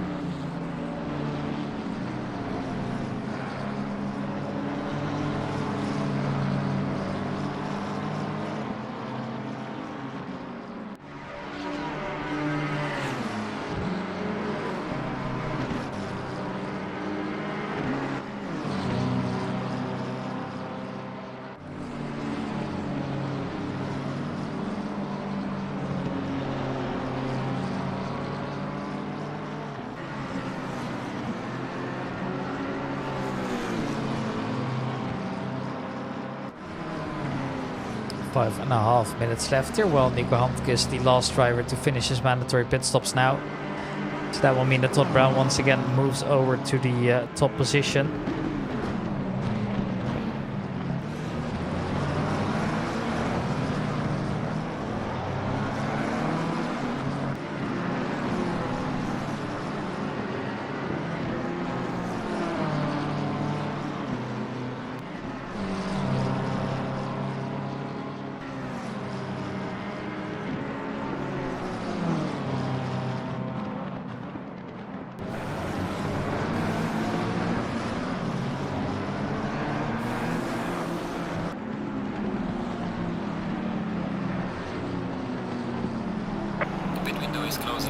There is the closing pit one. Luckily, everybody served theirs in time, including the back markers indeed. Yeah, Yuri Potter was yet to serve it later on, but wasn't sure if he actually took it or not. But turns out he has. So going into the last four-ish laps, we're kind of getting closer, and we're getting an idea of what the field's starting to look like. However, there's still some battles going on. For example, this one.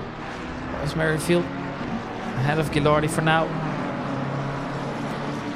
And that's a good move to also show that he indeed does belong on the spot. And now you see that it's getting a little bit darker out there now, compared to the rest to where we started, but vision's still good enough to do anything you need to.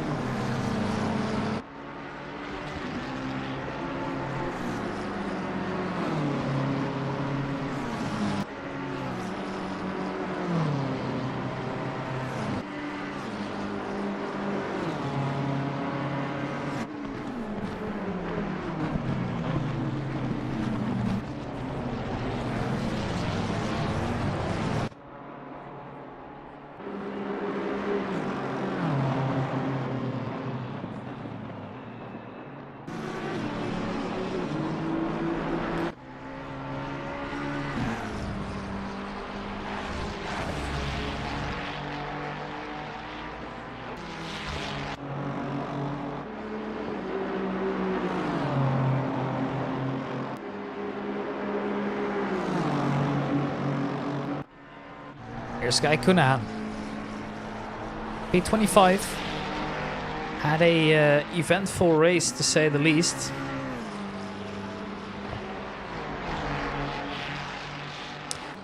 And I'm wondering if he can do any more. He is close to one driver ahead. And it is also a battle for position. Simon van der Weijgaard is following, but Simon van der Weijgaard has to take the escape road. Making a small mistake on the brakes. The guy Kunahan's not happy with that as well. He's now losing time because of it. Definitely not what you want to do when there's so little remaining here. Szymon Kowalski is giving David Hill a run for his money as well. Yeah, gap from 4th to 5th is only 0.26 seconds, which is very little towards the end of the race. So one small mistake by David Hill could mean that Kowalski moves up into the top 4.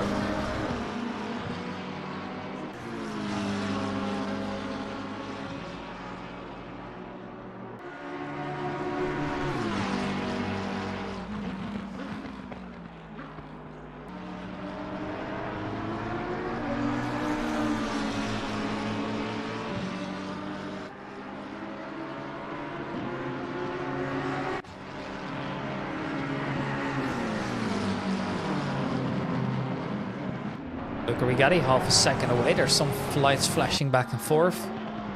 So towards the end, you can see that some of the drivers are getting a little bit frustrated with how some gaps are being cut off. What has happened here? It's a massive incident. So many drivers involved, some driving slowly. And it's Stefano Dosso losing a few. I think he might have been the one that caused it, considering that he was the driver that slowed down on purpose after that one. So I think was trying to give some positions back over to the drivers. Marco Lowry has a drive through all the way towards the end. Well, just as you thought things couldn't get worse. Your guy Kunahan, small mistake, therefore couldn't get the exit right. And Simon van der Weijgaard, he will now have to catch up. But guy Kunahan is driving slowly. He realized that that was an overtake in a way that it shouldn't have been. So Simon van der Weijgaard, he takes that position back, and well deserved at that. David Hill, he still is set in P5. Szymon Kowalski's made his way past. Alright man, the leader is on the final lap. Give me the final push.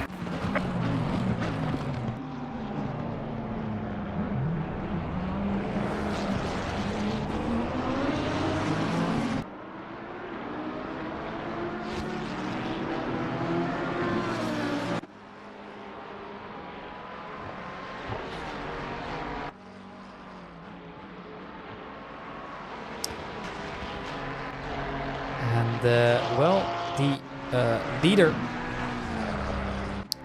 Brown, is on his final lap now. Garagaro into the pits after the pit window. Has he teleported back in, or what's going on?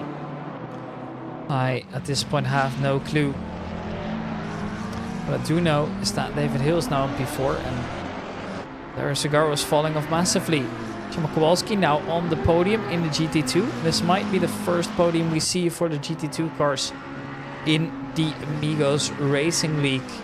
It's all thanks to Szymon Kowalski, who put up such a fight. But this is a weird call to be making as Angelo Orlando spins around as well. So things are looking messy left, right and center. As for anybody, Jack Christie still chasing Dan Pickles around.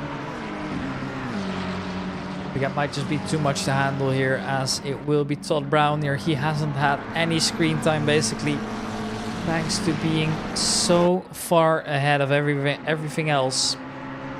Todd Brown wins the Monza GP in convincing fashion. Look at how far Nico Handke is. Nico Handke has done a great job at staying with him, right? Having to pit just like Todd Brown, but obviously Nico Handke had to do some more defending work compared to Todd Brown, and Nico Handke is making his way in through the last corner in in a fashionable style. 27 seconds ahead. Chema Kowalski will get his first podium in the GT2 and in fact wins the race in that class as well. Chema Kowalski is the first GT2 podium driver in this season, as well as just in general in the Amigos Racing League. David Hill P4, Dewick P5. Now it's just a matter of waiting for Richard Christie, as well as Aaron Holloway to cross safely. Aaron Holloway had a very good race as well. P7 it is for him in the end, as John Dudley is making his way through the final corner now. Second place goes to John Dudley in the Audi GT2 in his respective class. Dominic Gies right behind him. And then we also see that Dominic Gies, well, is finishing P3. And Samuel Mbugua actually had a very solid race at Monza as well. Sure, he couldn't ended up on the podium, but he still finished P10 overall.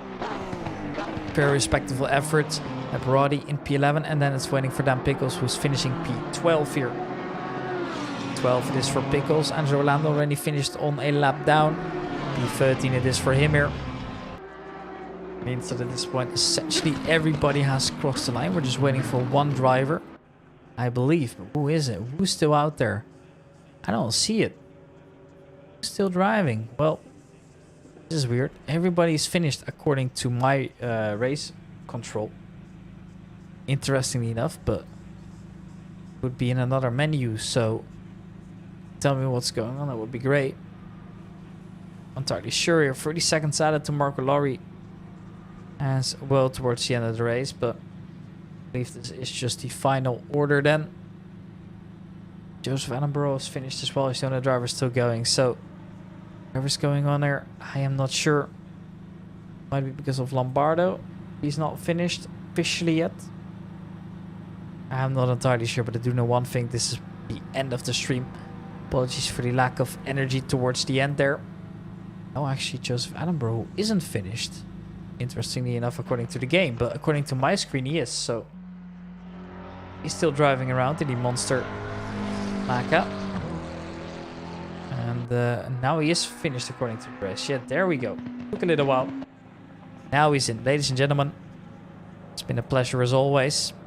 And I'll see you guys into the next one. Okay, so congratulations to the winner, and apologies that I wasn't as energetic as I normally am. It's a little bit tiring on my end, but I hope you guys enjoyed the stream regardless. It's been a massive pleasure. I hope to see you guys into the next race here, because obviously the season is still very far away from ending. Now, if I'm not mistaken, we have a 90 minutes race coming up next. I could be mistaken, so I'm just double checking real quick. Let's see how it actually ended up finishing then. I'm sorry, how it actually ended up being then. So this was Monza. Now we are going to another Italian track. We are doing a 90-minute race at Imola. After that, we are once again returning to Italy here for a 75 minutes around Sano. All right, well, ladies and gentlemen, thank you guys all so much for watching. As always, we are going to play some music and then come to the end of our stream. So thank you guys all for watching, and I'll see you guys into the next one.